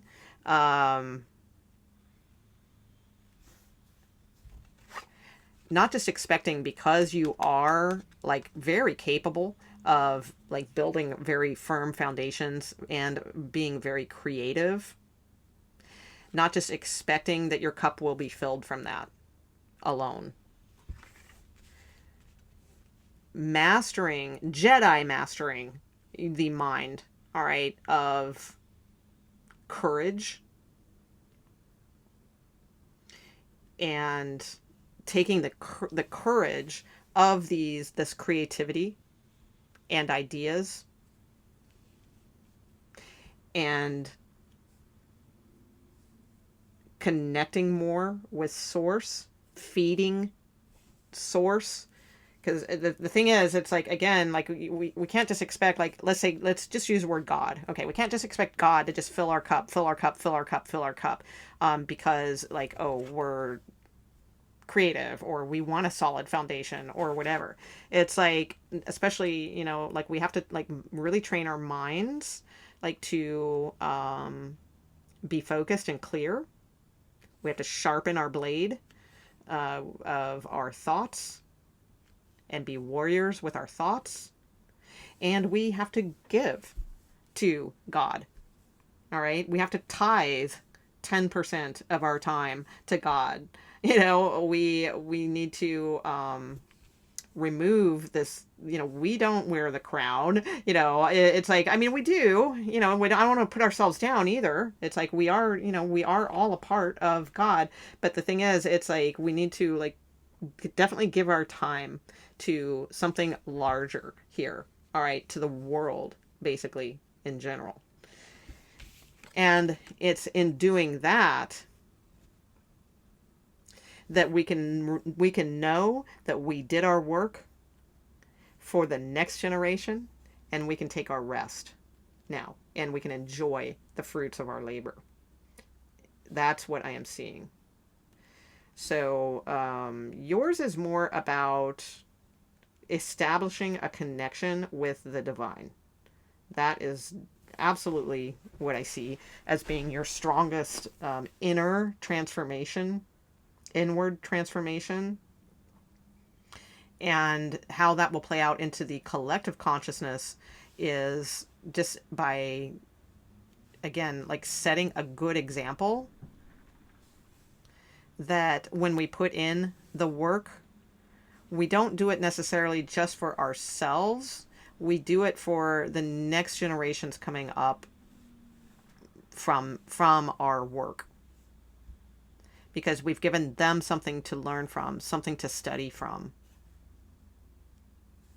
And we can rest well in knowing that we did play that role, or, you know, we are playing that role. That's what I see here. Let's see. Whether you're feminine or masculine, doesn't matter. Okay. All right. That's what I have for Libra. So we are on to Scorpio. Okay, Scorpio, please tell me about Scorpio. We are looking at Pluto in Aquarius, Scorpio. Recognition. All right.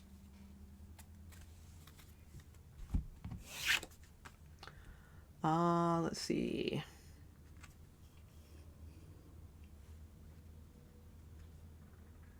I'm going to read from the book and see what it says, because I'm not really getting any big strong hits on that. So it is number 11. And it's called The Master, the Gardener, and the Guest. I'm not going to read all this, so I'm just going to read this short paragraph here. Okay, so let's see. The longing of the mind is to be extraordinary. The ego thirsts and hungers for the recognition that you are somebody. Someone achieves that dream through wealth. Somebody else achieves that dream through power, politics. Somebody else can achieve that dream through miracles, jugglery, but the dream remains the same. I cannot tolerate being nobody. And this is a miracle when you accept your nobodiness. When you are just as ordinary as anyone else, when you don't ask for any recognition, when you can exist as if you are not existing, to be absent is the miracle. I'm gonna read this short little thing too, because it's a little Zen anecdote here. Okay, it says, this story is beautiful, one of the most beautiful Zen anecdotes, and Bankai, I'm not sure if I'm saying that right, is one of the superb masters. But Bankai was an ordinary man. All right, so here's the little anecdote. Once it happened that Bankai was working in his garden. A seeker came, a man in search of a master, and he asked Bankai, "Gardener, where is the master?" Bankai laughed and said, "Wait. Go in through that door, and inside you will find the master." No, that's kind of funny. Okay.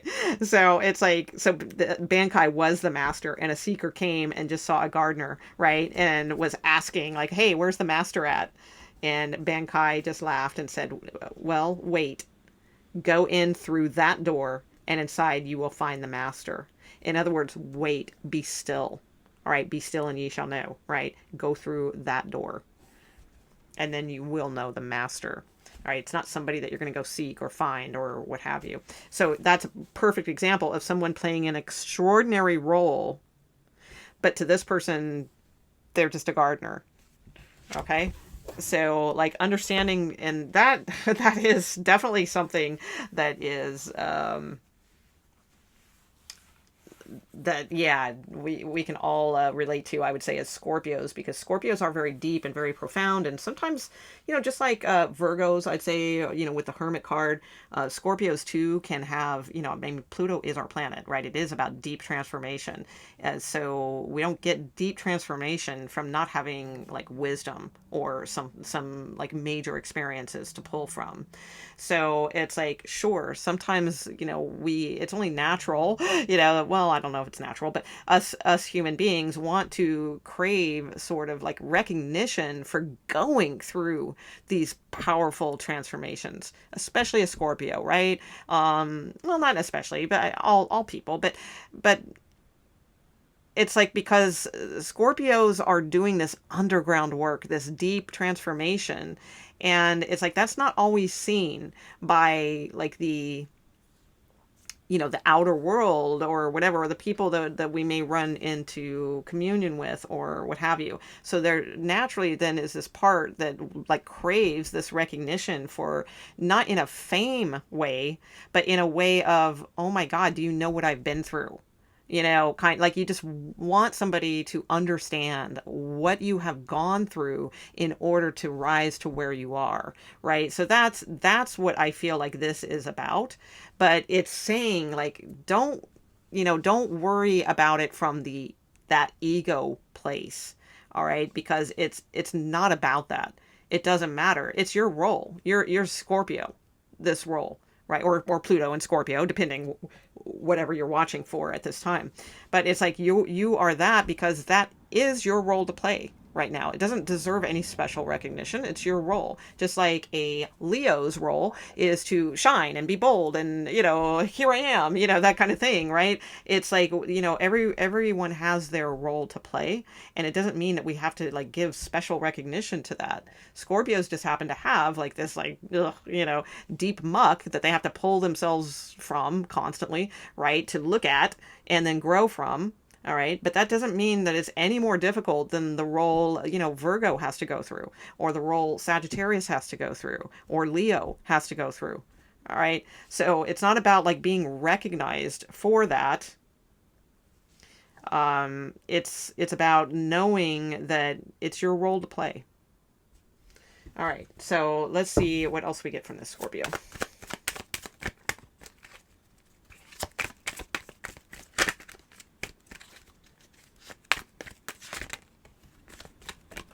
And quite frankly, how she can't tell that that's a master is beyond me. He doesn't look like a gardener, does he? He's like kind of sitting there all like super cool. So that's on her. The person who in the story went looking for the master. I don't know. If I saw that person, I'd be like, hey, what's up? Hi, master. Anyway, all right. Let's see.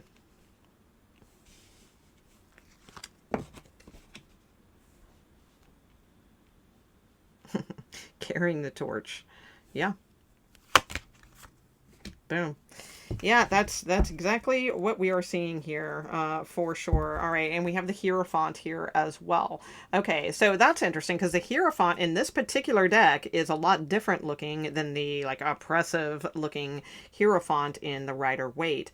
So, here we do have a very ordinary looking, like kind of a fancy woman with her, outfit or whatever, but it's like, so our teachers can come in many forms.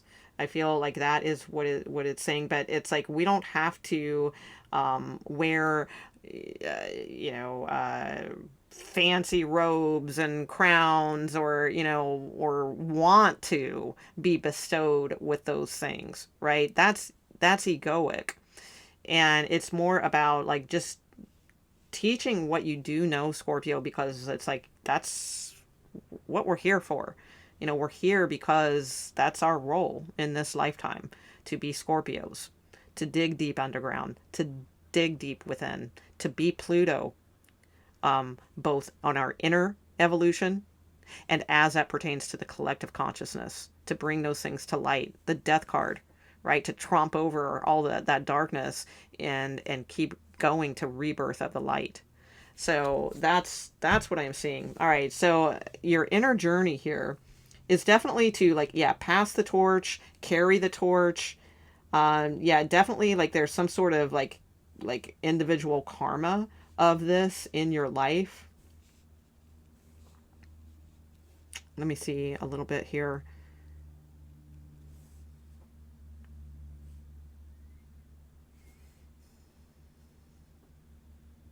The Ten of Wands, to know exactly where you're going and to build something, also build some sort of security for yourself. Also, I do feel like that is part of your journey in this Pluto to Aquarius season.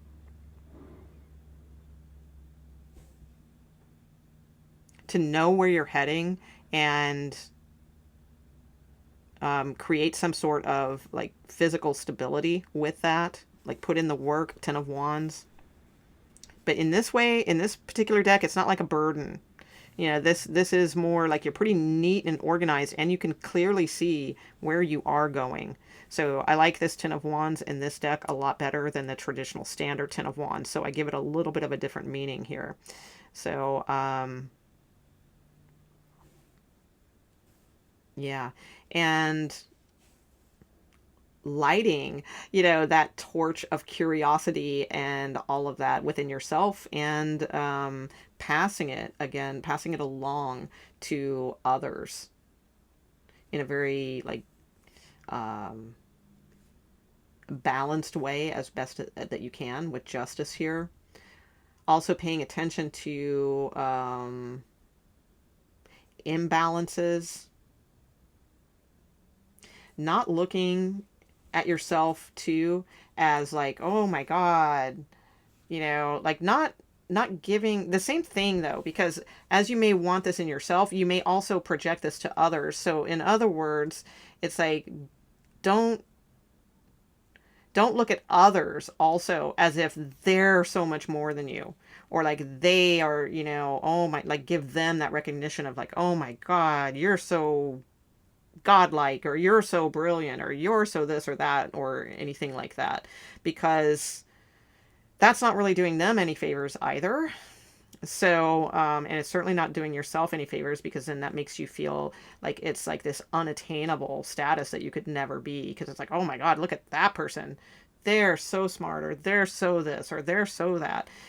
So like, don't do that either, because it's like a microcosm macrocosm thing is what I'm seeing here. So in other words, it's like the same thing that you may crave this sort of for yourself, like some sort of like recognition, like I said, not necessarily in an egoic like fame, you know, kind of way, like, oh my God, Scorpio is so bitchin', but more in like so that people understand what you've been through, right?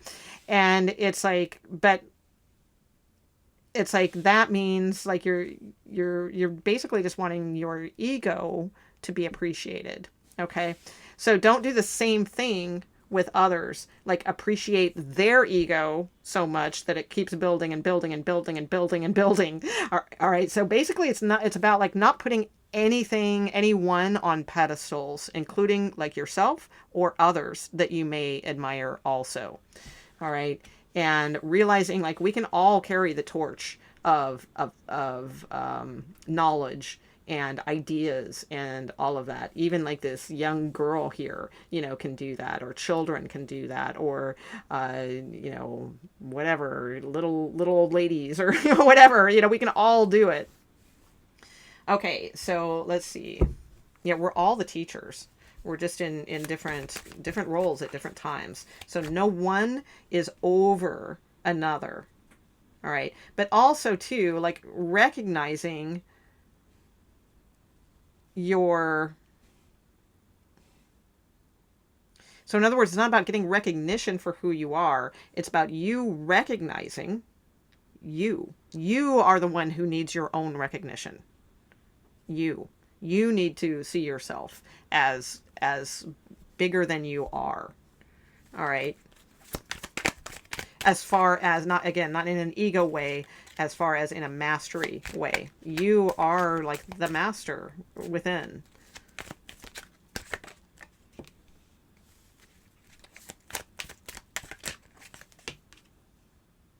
There's that Ace of Wands again.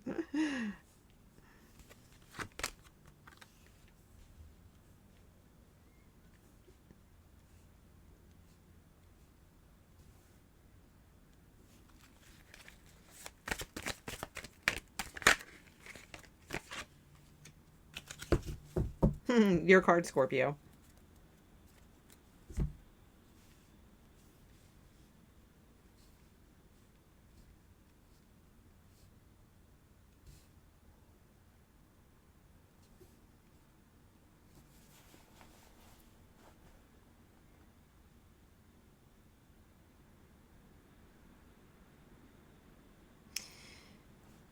Yes, in this way, you can be such a guiding light and like a creative source of new ideas for people. That's what I see, Scorpio. I feel like you can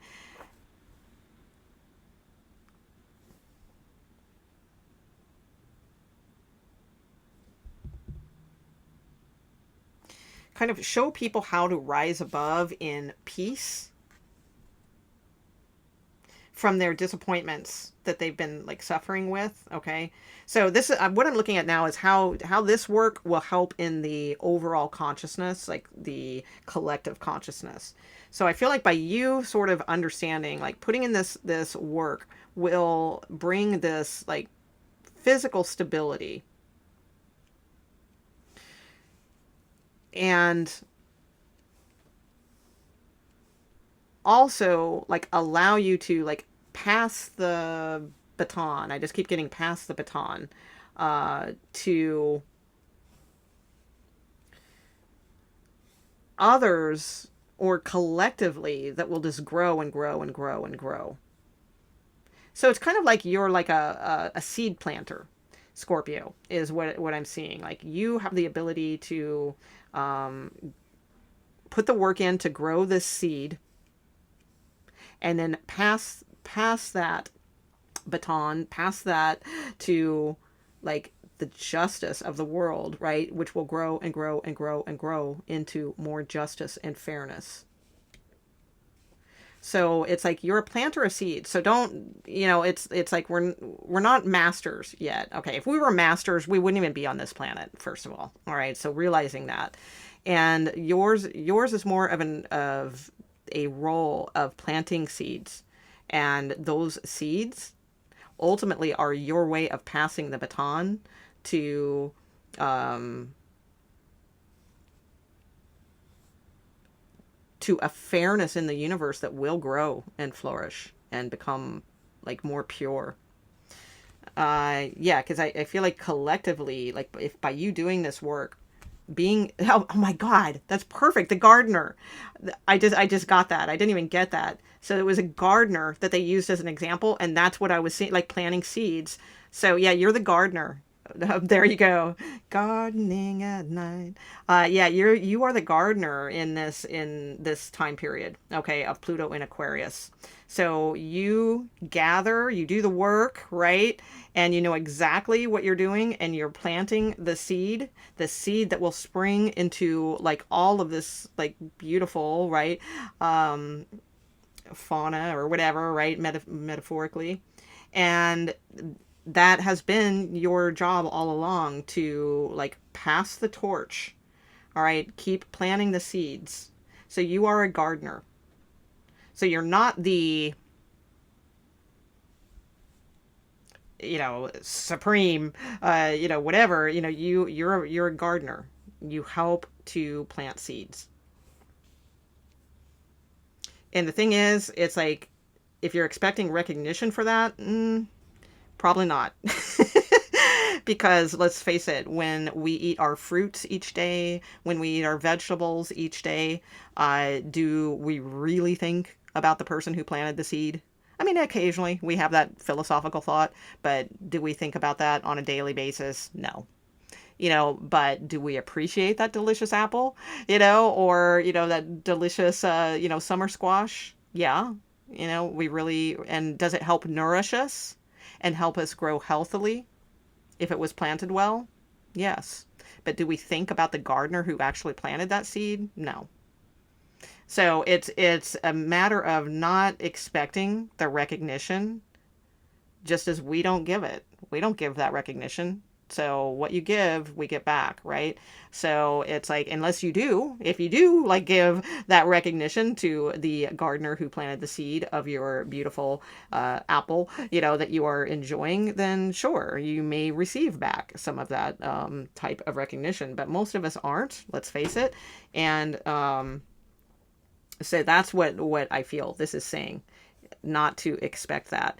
But the thing is, it's like in a collective way, you are helping people like leave emotional issues behind and start climbing the mountain towards like grabbing that torch. Look where it's headed, right? And it's a boy and a girl. Isn't that cool? So like you're helping by balancing this enemy within and replacing it with like the fire, the pure fire, the spark. Again, passing the torch, like able to rise above, but like passing the torch. All right. It's like then that these others with emotional things will make the effort with the heart chakra and the growth and the green here to climb up the mountain to grab that torch. Oh, look, it's green here too. Because that's not a leaf, that's a person. It's a little person. A little person on this huge torch. So yeah, it's like a little person on the huge torch of like God, right? So I do feel like you, if you can understand this and come to peace with it and come to terms with it in that way and understand that it's like, yes, you may not be recognized like in this story as like the master, but we're all gardeners, we're all masters, right? It's like, but the thing is, it's like you are planting these beautiful seeds that will inspire others to, because this is a Scorpio card, to drop that emotional weight of things and make higher efforts for themselves, to reach higher for themselves. Love it. Okay, so that is Scorpio. We're on to Sagittarius. It's Sagittarius, please. Tell me about Pluto in Aquarius for Sagittarius. Okay, enlightenment. Wow, the next card is Gates of Heaven, because it kind of was laying there. So, oh wow. And communion. Beautiful. Okay. Because this is basically what Pluto in Aquarius would be about, is like collect our inner enlightenment, becoming a part of the collective consciousness, you know, playing a role in that, right? So very cool. All right. So you have enlightenment here. Okay, I'm going to read the little passage that comes along with this.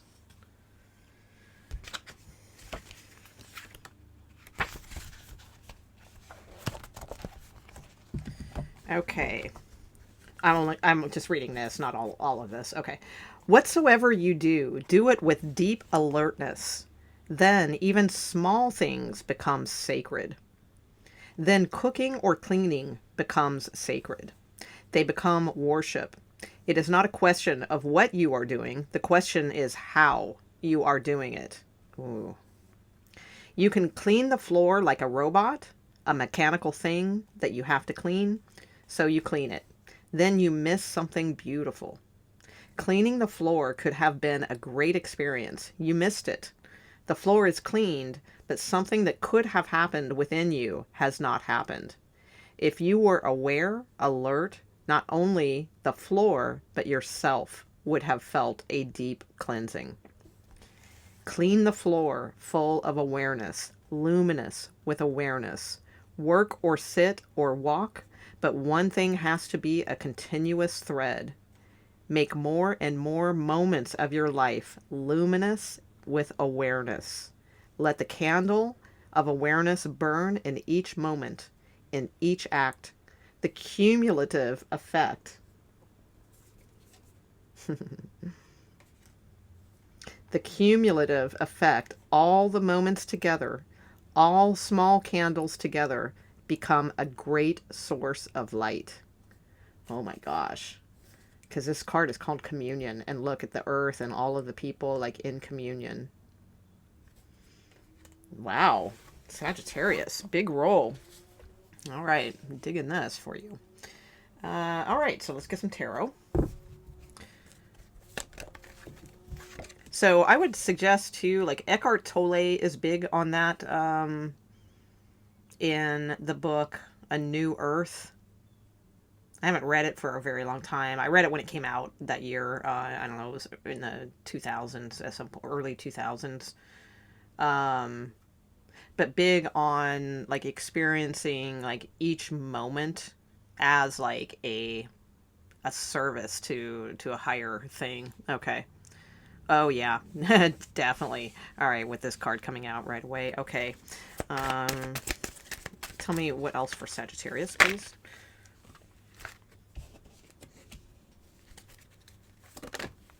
Wow, your cards are just coming out. As it should be. Is there one more? I'm not sure. That one. Oh, okay.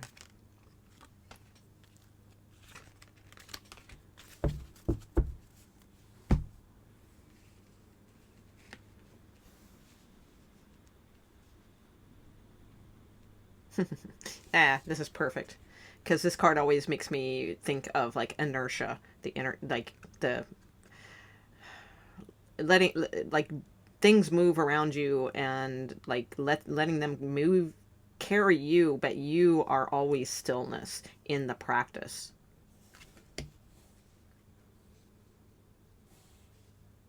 Kind of like being like driving a car, right? It's like the car is like moving. The car is the vehicle is actually taking you somewhere, right? There's all these things going on within the engine and within the pistons and the this and the that and the wheels turning and the city flashing by us as we're moving and all that. But we are just stationary inside the car.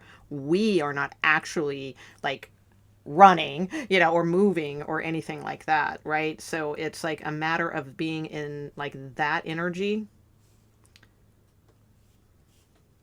Because I feel like up until now, like you're looking like, okay, what is this about? So I feel like up until now, you've maybe amassed a little bit of like trinkets, things that you like, or things that you thought would be great to have, or maybe some of you collect certain things or something like that. But now like it no longer brings you like the satisfaction, and you're like wondering like, where's the love, or what's the meaning of all of this? So I feel like as you strip all of this away and allow yourself to like rise in energy, because she's kind of, or he, whatever, on this cloud, right? And the ground is down below. Like, as you kind of like look up, rise up, it's like all of these like ideas will come to you. You'll see everything as like a needle and a thread, basically, but they're wands, right? Torches. So I feel like you'll get a lot more creative with your life if you kind of strip away the trinkety things in your life that aren't fulfilling, and instead of like looking like, okay, where's the love? I mean, I don't understand. I'm this. I should have love. I've got my hair done.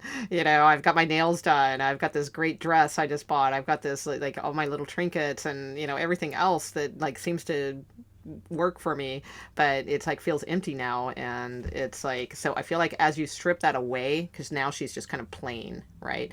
And rise above, it's like you'll have a much clearer vision of like what actions to take next, and what your future could be if you rest in motion and being like, again, like in the now.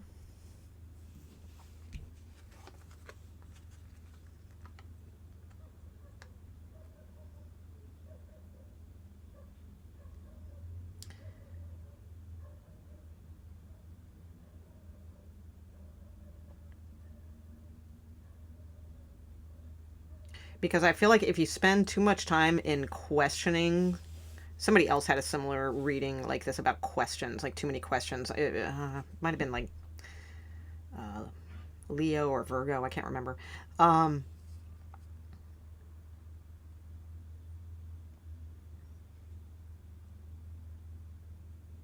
feel like it will be a very lonely existence for you if all you are focused on is like security, like physical things, physical security.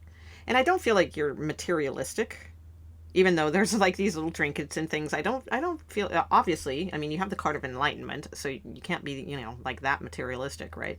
But there's something here about like, if you stay in the aloneness, the worry about security, or the covetousness of yourself, and not like sharing like your energy in a positive way, not using your energy to manifest positive change, then I feel like it's going to end up being like it's like, it kind of has a death card vibe, like a very dark place for you. All right. So yours is very much about like, I feel like many of you are on this like precipice of an energy where you could really become more enlightened. Hold on one second. All right, so let's see how this plays out like collectively then. Which we kind of already know, like that will be like really great. Okay, but let's see. I feel like you can give more to the all of things by not being closed off and demonstrating like your magic, in a positive way, right? In an enlightening way, for others to experience and learn and grow. So you can probably do like world healing, and not trying to, boost your ego or something and say, oh, you're so special, Sagittarius, you can heal the world. Let's not go into those, things, right? But it's like, I do feel like that because quite frankly, everyone has that capacity, but it's like, I feel like you are, if you can figure this out, what we talked about, like with inertia and the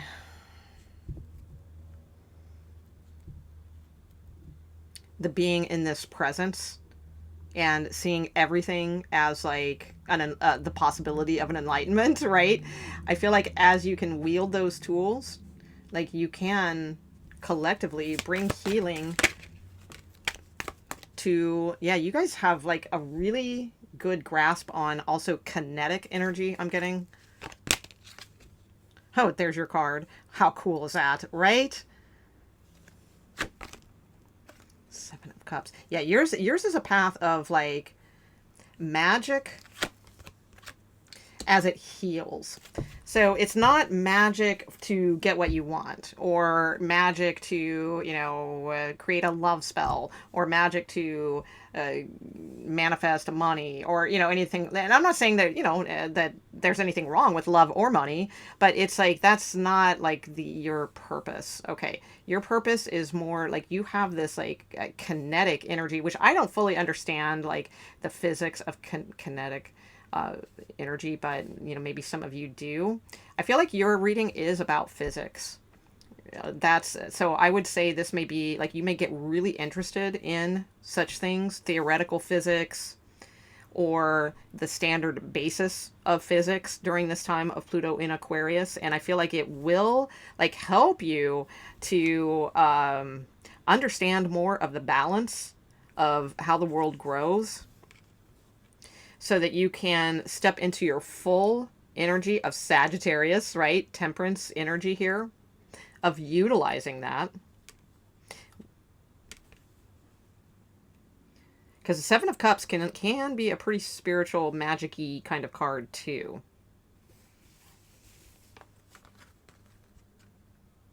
Yeah, I feel like by you being able to kind of demonstrate how you are able to kind of manipulate things, again, in a positive way, in a collective good, that then it shows others like that they can do that too. And that helps heal the world. All right, bringing a little bit more magic to the world also. And that makes sense for a Sagittarius, because I feel like you guys do bring like the magic we need, you know, to the world, for sure. Oh my gosh, hang on one second again, the dog. Hang on. Oh, let's see. Okay. Yeah, I think that's all that needs to be gone over in this anyway. So I feel like you guys, yeah, you have a lot of magic around you. I feel like you'll be understanding more about like that as it applies in the physics, like metaphysical world, which physics, you know, does play a role. And I feel like that in turn will help you balance your own energies, which will inspire others. Okay? So that's what I have for Sagittarius. We're on to Capricorn. Okay, so that brings us to Capricorn. Wow, well, that was quick. Okay, conscience.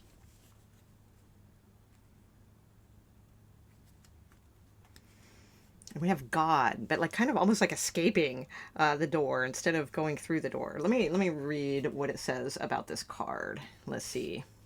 Okay, so Capricorn, we're looking at Pluto in Aquarius and some of the things that may be expected at this time for you. So let's see.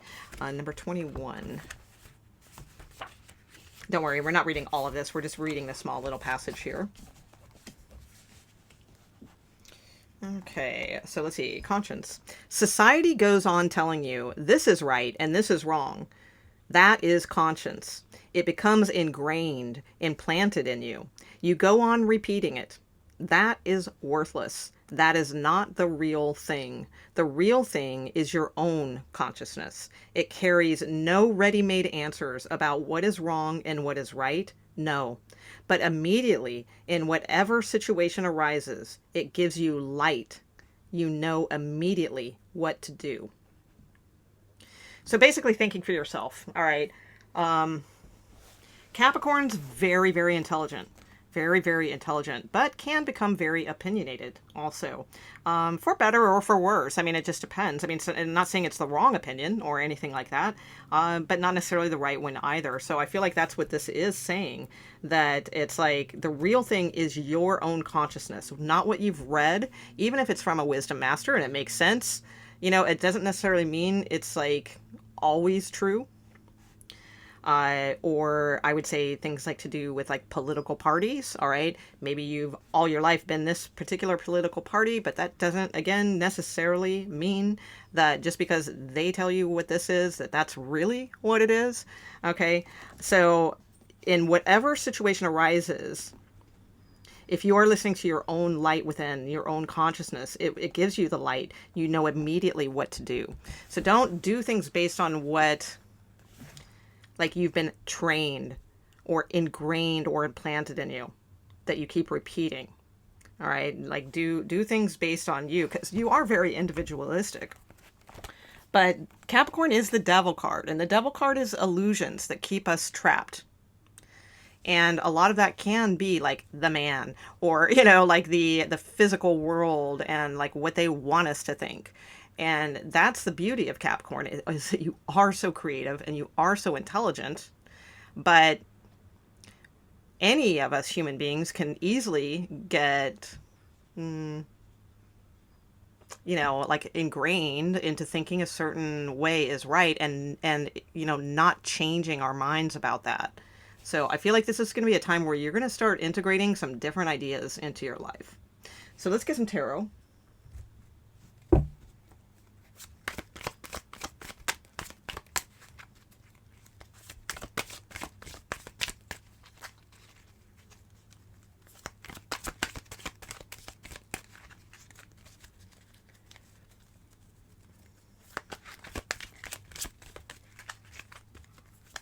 It reminds me of the play of what is it? You know, try not to worry, try not to turn on to problems that upset you.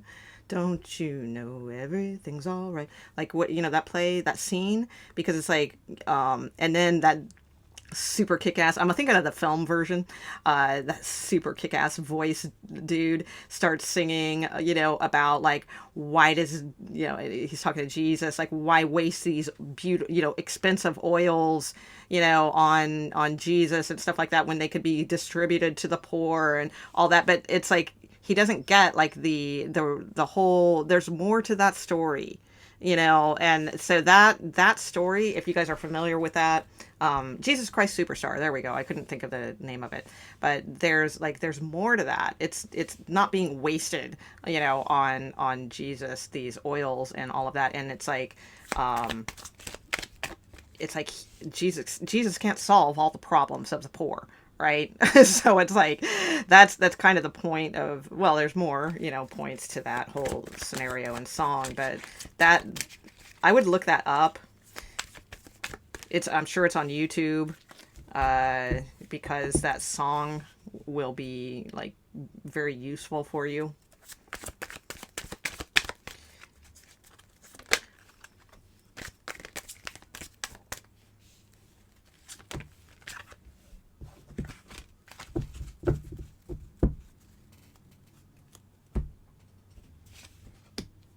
Oh, Ten of Cups. Look at you.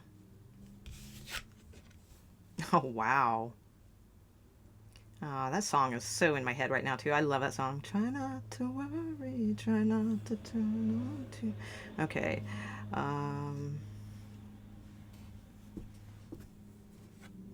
I feel like you, prediction-wise, I feel like you will meet somebody very special in this time period of Pluto in Aquarius. Okay, I think you will definitely share some very beautiful moments with someone. Like I get Jesus and Mary love here, you know, like really really strong. Okay, but that's just like a prediction, but let me get to the rest of your reading. Okay, so let's see.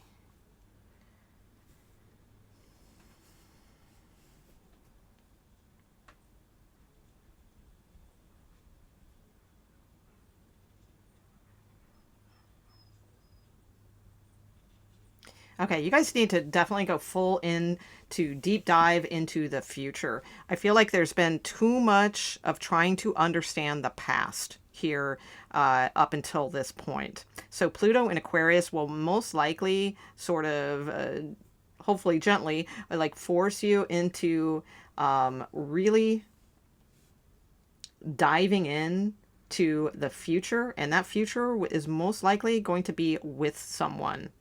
And I feel like that for some of you, that's a welcome message. It's like, oh, finally, I'm meeting my soulmate. For others of you, you may be like, whatever, you know, kind of thing.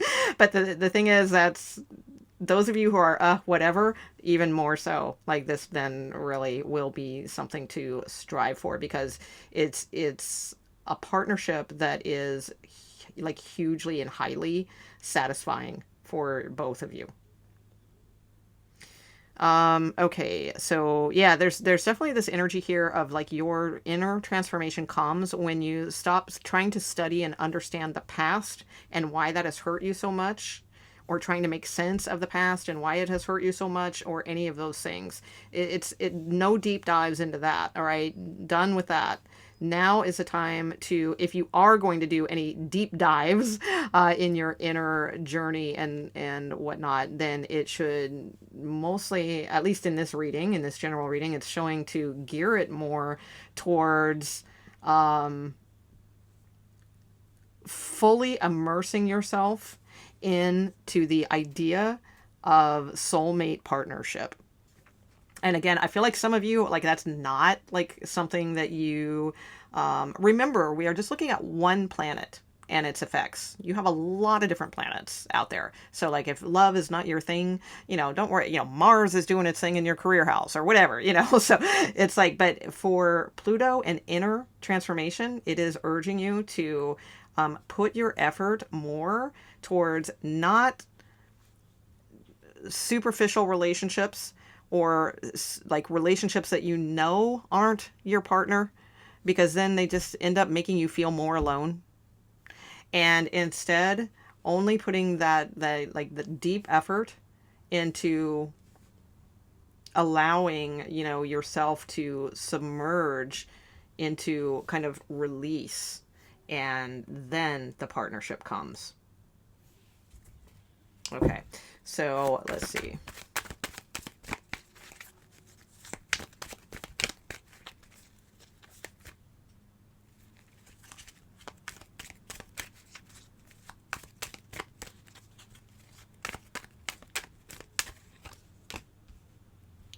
Woo. Such transformation. Oh my gosh. Yeah. Partnership, partnership, partnership. I do feel like many of you may end up getting like married in Pluto in Aquarius time. Um,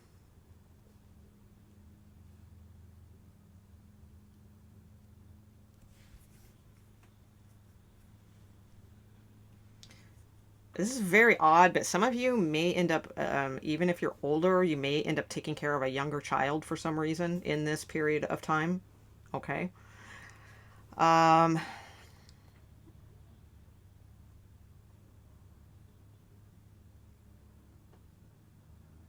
I feel like by you allow like being in this energy more of, again, being in that awareness of moment to moment and all that kind of thing. Hold on one second. What was your message again? I kind of forgot what it was. 21. Let me take a glance at that. I'm getting it confused with the one I just did. So hold on. 21 conscience. Oh yeah, this is right and that is wrong and blah blah blah. Okay, yeah, right. Okay, so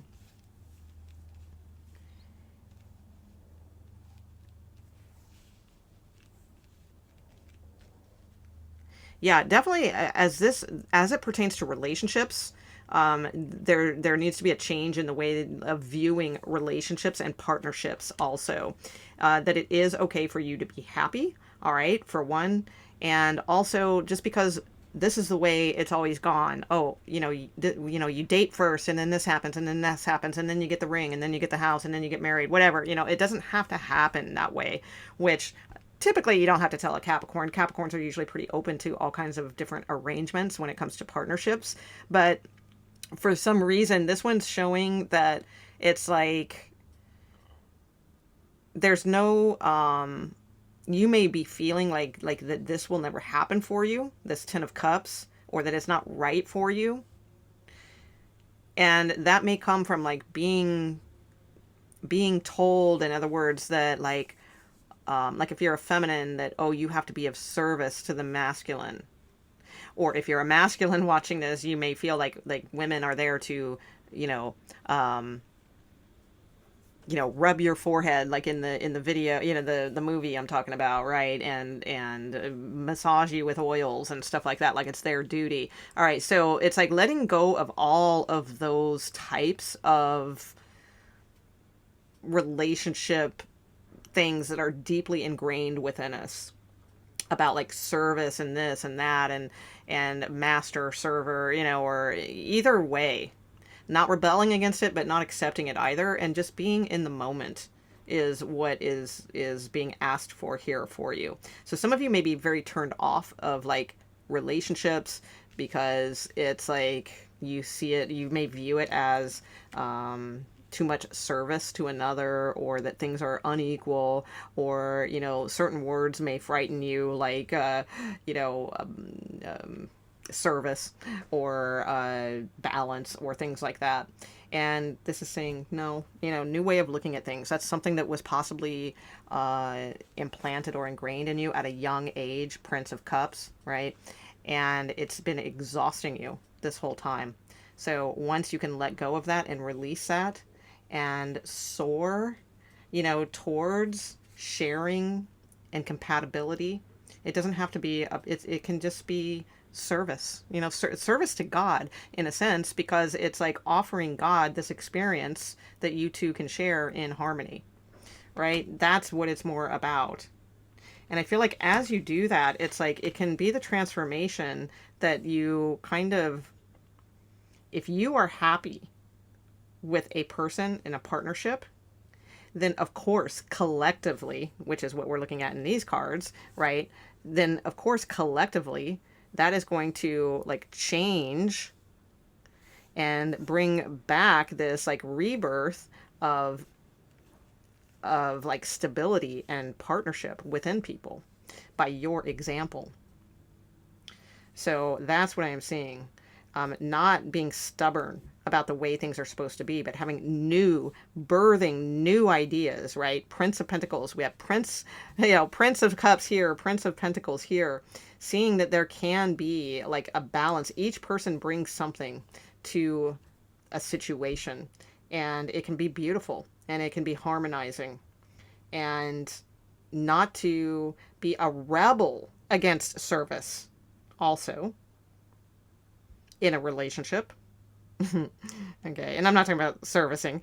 Okay, I mean like again washing feet and stuff like that. Where we're going with that. So it feels more like too like not being such a rebel that it's like you don't want to be in service, because the thing is to rise and grow, we all need to be in service in some way to each other.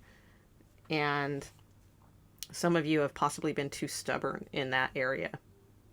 So I feel like there's going to be like kind of a rebirth on a traditional way of relationships, but it's like a new twist on it that brings harmony and happiness and equality. That's what I see. Like that's what you are learning, and that's what you are bringing to the collective consciousness. Okay, so that is Capricorn. We're on to Aquarius. All right. Let's see. Tell me about Aquarius, please. Tell me about Aquarius. Oh, all right. Oh, anger. All right. So transforming anger. Well, that's really good. Okay, because Pluto in Aquarius. So this would really be for everyone also, by the way.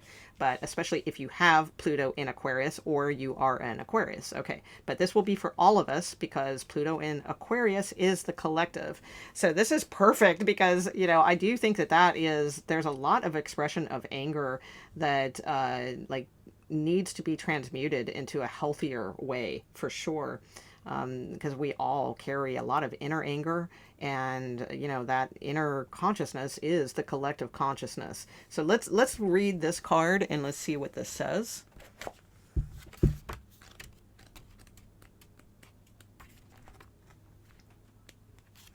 Okay, so we're just going to read this little bit, not the whole thing. All right. Next time you feel angry, go and run around the house 7 times, and afterwards sit under a tree and watch where the anger has gone. You have not repressed it, you have not controlled it, you have not thrown it onto somebody else. Anger is just, oh, wow, that's a gross word, but anger is just a mental vomit. There is just no need to throw it on someone. Do a little jogging or take a pillow and beat the pillow until your hands and teeth are relaxed. In transformation, you never control. You simply become more aware. Anger is happening. It is a beautiful phenomenon. It is just like electricity in the clouds. That's absolutely. Okay, so basically saying anger is going to happen. All right. It's like anger is happening. You can recognize it. Okay, I am getting angry. All right. So instead of throwing that out onto others or a person or anything in particular, it's like just becoming into the awareness that, okay, anger is happening here. But let me turn this into a beautiful phenomenon, all right, of energy and power in a positive way. All right. Or in a, go and run, get that energy out, right? So just like Joseph Campbell back in the day, right? He would talk about like, like there's a lot of anger, sometimes in masculines because it's in our society, because we don't have like those tribal things anymore. Like before, like in tribal days and those types of things, like the young men would get out their energy by like chopping wood, or by hunting, or walking really far to get water or supplies or whatever, right? So they got a lot of that energy out, and so thus they were a lot more in control. Whereas these days, he talks about it where it's like young men, they don't really have like any type of ceremonies to bring them into this type of manhood or whatever. And like there's no big ways for them to get rid of like this anger. Most young men, right, are playing video games, or they are, maybe they're playing some team sports or something. That's cool. But most of them, they don't have like the life of like way back when. And the same thing with feminines as well, which he kind of failed to, mention. But it would be the same thing for us too, because it's like, back in the day, I mean, we were busy, we were doing a lot, we were gathering fruits, or we were, wringing things and washing things in the creek, or we were carrying buckets of water, or we were planting seeds in the hot sun in the garden and watering this or tending to that. So we had a lot of physical energy too that got expelled. But these days we don't do much. Let's face it. We sit around, at desks basically, or some of us are lucky enough we have like physical jobs and we can get some of that out, or that kind of deal. But so this is really important. It's a good way to like deal with all of those hidden angers inside, just get them out in a physical way without taking them out on someone. All right, so let's get the tarot and let's see what's going on for Aquarius. Okay, so tell me about Pluto in Aquarius. So that's good. That tells me that we're going to see changes then, going from like where people are going to understand how to better release in a more positive way their angers. And you guys will definitely play a big role in that.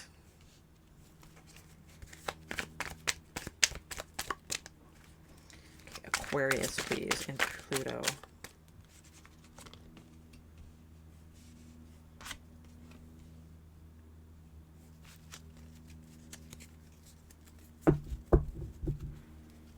Yeah, Ace of Cups here at the bottom of the deck. Beautiful. Okay. Yeah, you guys will be the teachers. Okay, and a lot of feminine energy will be the teachers of this particular... so that means how we mother our children, how we... all those things. But okay, so let's see. Let me get a little bit more here.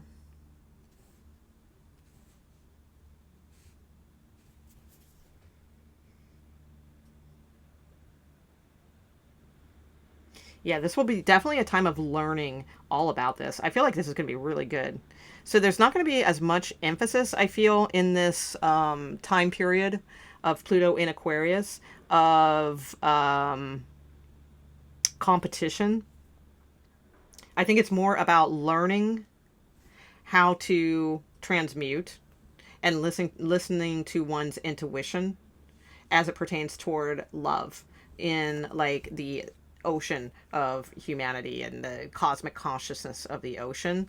Okay, so what I mean by that is I feel like this will be an inner growing time that where you can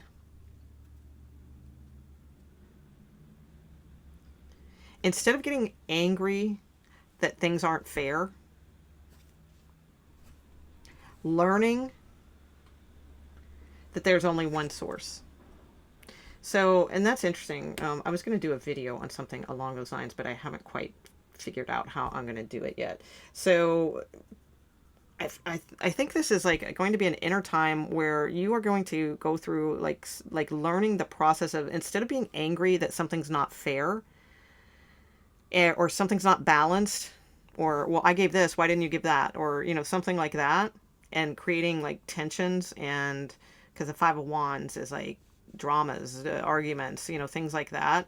Instead of creating tensions in that area, this is going to be a time where inside you are learning like how to, with the bull, like tame the stubbornness of either yourself or others, whatever, right, the situation calls for, and really listen to your intuition before like being stubborn or acting, and realizing that it's just all like one love. Feeding the cosmic ocean is more important than trying to make something fair via an argument or something like that. You're going to realize like that the cosmic ocean of love is way more important. So within yourself. So I do feel like, I also feel like this is going to be a high creative time for you in Pluto and Aquarius, which makes sense also. But a lot of like burning away of karmas and learning this, that it's like, it's all like one love. Okay. So the idea of unfairness, the idea of competition, the like you no longer seeing that as like a necessity to make your world fair, because quite frankly this world is not fair. You know, we talk about balance all the time, but that's what I wanted to do my video on, but it's too complicated. I don't want to get into it right now. But it's like, the thing is, I think you'll be like knowing this anyway. So you're going to be moving away more from like competitiveness or trying to make things fair and balanced, because that there's just no such thing. And instead learning more about how everything is one source. So that means within yourself, and that will obviously transfer into the collective consciousness.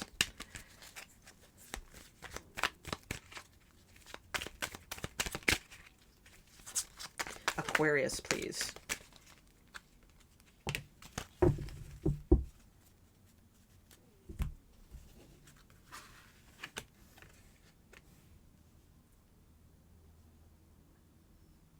Yeah, it is time for you guys to rise for sure, because it's like divine timing, the trumpet card, right? High vibrational energy of letting source make the call and being reborn in that energy. Yeah, I feel like you guys are no longer going to try to like manipulate what is fair, because that has caused nothing but like competition. So instead, again, it's more about like letting like God be the judge of things, not you, or what what you strive to do personally. Okay, I also feel too that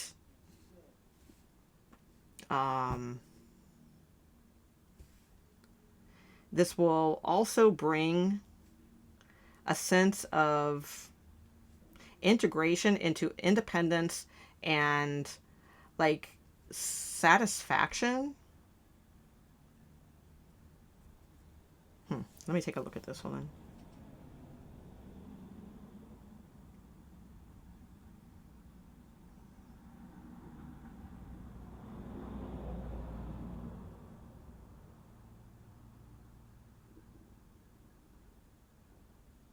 Okay, yeah, you're gonna show people like if they do the independent work, then they can like then they can rest and relax and be a part of everything.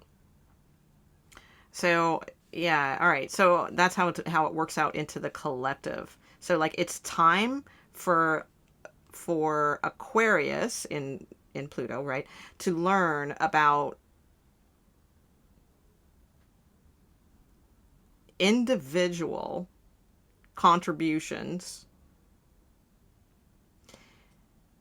to the greater all of things. So using your own individual talent and creativity to contribute to your own like welfare here on this planet, right? Your own well-being on this planet, but as it pertains to the collective. So like giving to the collective of your independent, unique talent. And then comes the time of rest, relaxation, enjoying the fruits of one's labor. kind of like the cycle of life, right? It's like we have the death, rebirth, the independent work, and then the rest, and then the birth, and then the, it's like kind of over and over again, like the cycles of life. But it's like showing by example that this idea of fairness and competition is not, it's like, it's old things that that have to go, and new ways of learning how to love, because this isn't working. All right. So that plays out within yourself. Like expecting a relationship to be fair. No. Expecting through brute force or anger or fighting that's going to get anywhere. No, neither one of those are going to work. All right. What's going to work is learning your intuition and taking action with your intuition as it pertains to love. That is going to be the new way, like for you, and also show the way for others how they can benefit in this energy as well, by a real meaning of independence and enjoying the fruits of that will be so much more rewarding. Okay, so that is Aquarius. We're on to Pisces. Okay, Pisces, please tell me about Pisces. And we are looking at Pluto in Aquarius. So in how it will play out in the development of inner evolution, soul evolution of the individual of Pisces, and as that pertains to the collective conscious of all. So tell me about Pisces. What is their message, please?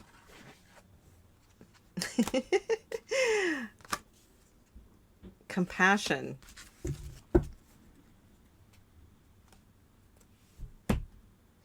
Okay, so compassion. We'll keep that there. It was stuck. It kind of wanted to come out. Maybe it's not quite yet time for that. So let's see what this card is.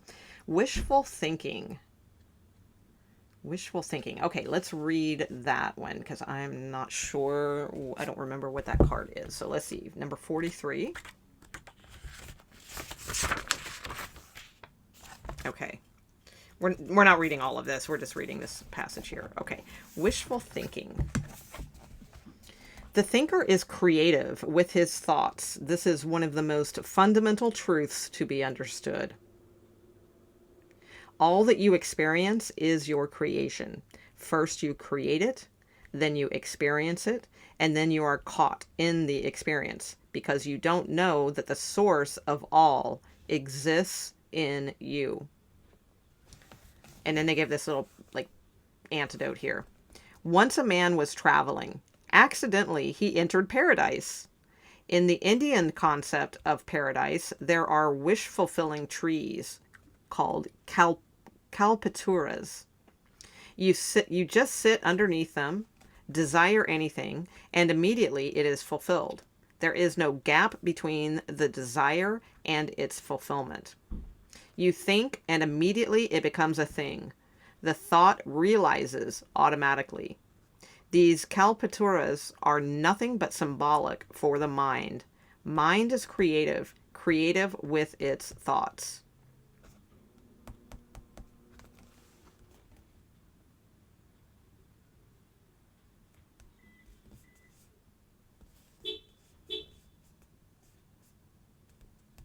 Okay, so I think this is saying that this is a time to be very careful, not in a scary way, but in a making sure that your thoughts are in a pure energy, because it's like if we notice this tree, right? We have there's the whole death culture I don't know, there's a conspiracy about that with television and movies and all of that. Well, it's not really a conspiracy when there is stuff like that right in front of us, right? Sex and death, basically.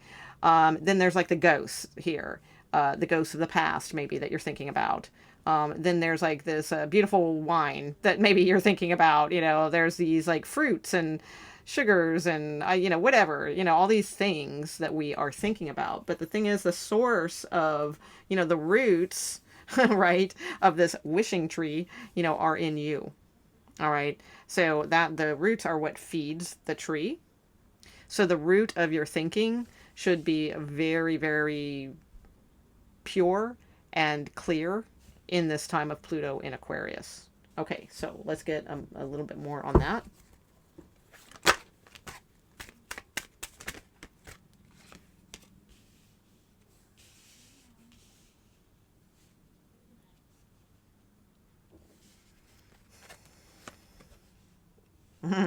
Wow. Talk about the wishing tree, right? 9 of Cups.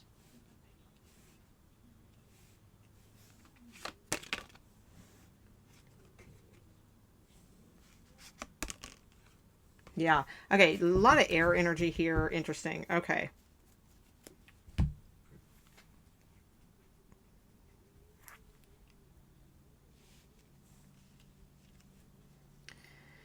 Okay. So inner transformation, Pisces, during this time of Pluto in Aquarius.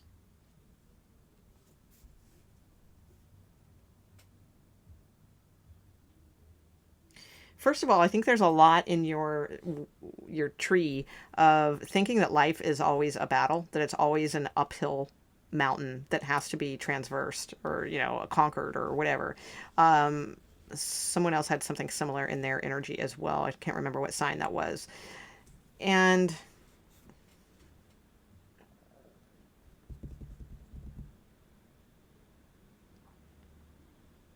the thing is, I think you're starting to get a grasp on that, and you're starting to realize that. However, I think that there's this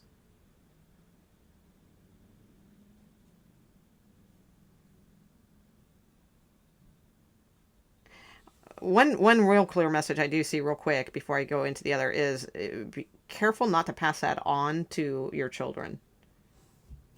That life is a battle. Life is an uphill climb. You don't really get what you wish for. You got to work for it. You got to climb that mountain, things like that. Not that life isn't hard. It's not like we want to tell our children, oh, life is, just whatever. But the thing is, like, our children or young ones that we are around learn from our example.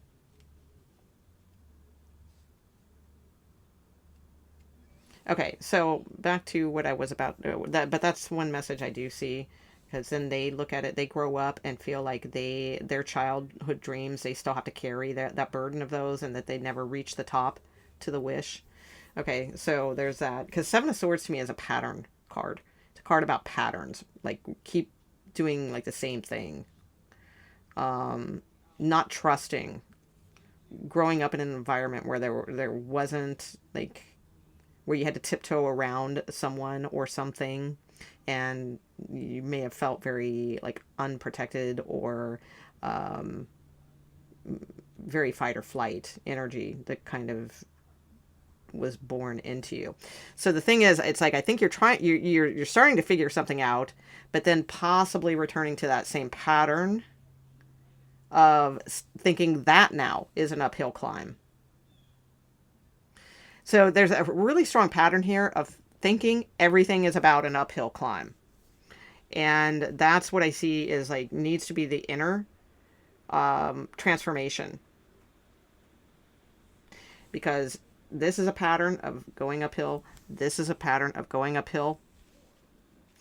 And right in the center where the wishing tree is, the 9 of Cups, is going in the center of it all and waiting in it and being a part of it. There's nothing about going uphill here. So I feel like your wishes will be fulfilled, Pisces, when you allow yourself to be emotionally a part of everything. Not a part, like a part of everything. And because the thing is, I think you're starting to figure some things out here. And conquering this part, that you can have your passions and things along those lines, but it's going to be an uphill battle if I do, right? So I feel like you started to figure that out, like, oh, it doesn't have to be. But then the mind, which is like thought and all of that comes in and creates a whole new pattern of uphill problems. So it's like you're able to conquer like this like passion part of things, or like creativity or motivation. So I feel like you are doing really good in that department, like starting to get motivated, understand your creativity, things like that, right? But then it's like, but that's, how like you quit one addiction for another. So like people, for instance, like quit smoking with like candy. They replace a cigarette with candy. Okay, well, it's just replacing one addiction for the other. So I feel like that's what's going on here. It's like conquering this thing, but then just replacing it with another uphill battle problem. So instead, it's better to not see anything as an uphill battle and to start seeing yourself immersed right in the middle of beauty. Like immerse yourself into that. Allow yourself that, you know what, it doesn't have to be uphill this time. I can just walk right into the center of it and be a part of it all. Okay, so I feel like that's your inner journey. All right, let's see how that plays out like more collectively.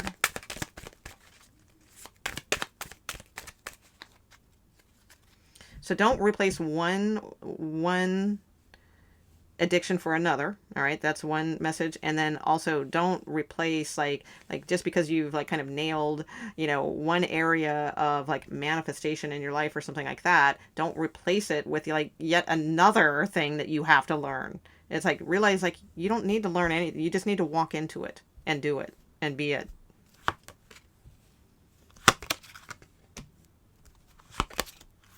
The moon, right? Oh my God. And the Chariot at the bottom of the deck. Beautiful. Victory. Okay. So, and it's your card, Pisces. Okay. So yeah, very clear here.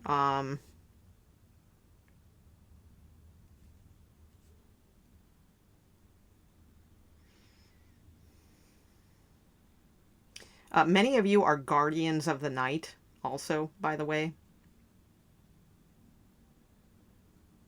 because you do have a very pure spirit.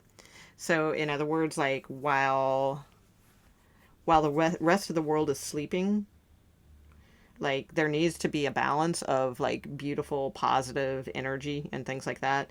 You are a guardian of the night during this period of Pluto in Aquarius. I don't know if that's always been your thing, but definitely that is like a collective mission for you. So keep your thoughts and your dreams and things as pure and as beautiful and enlightening as possible at nighttime, because like you play an important role in that.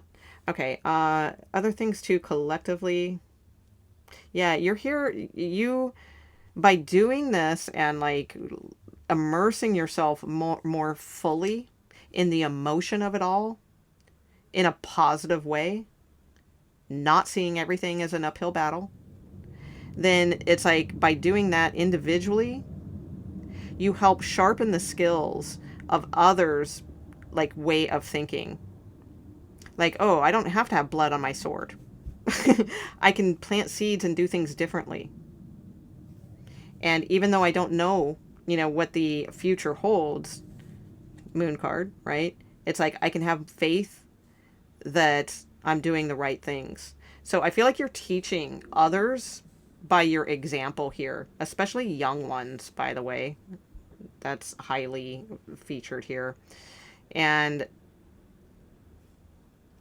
yeah, like your words don't have to cut. They don't have to, your mind doesn't have to be a battle.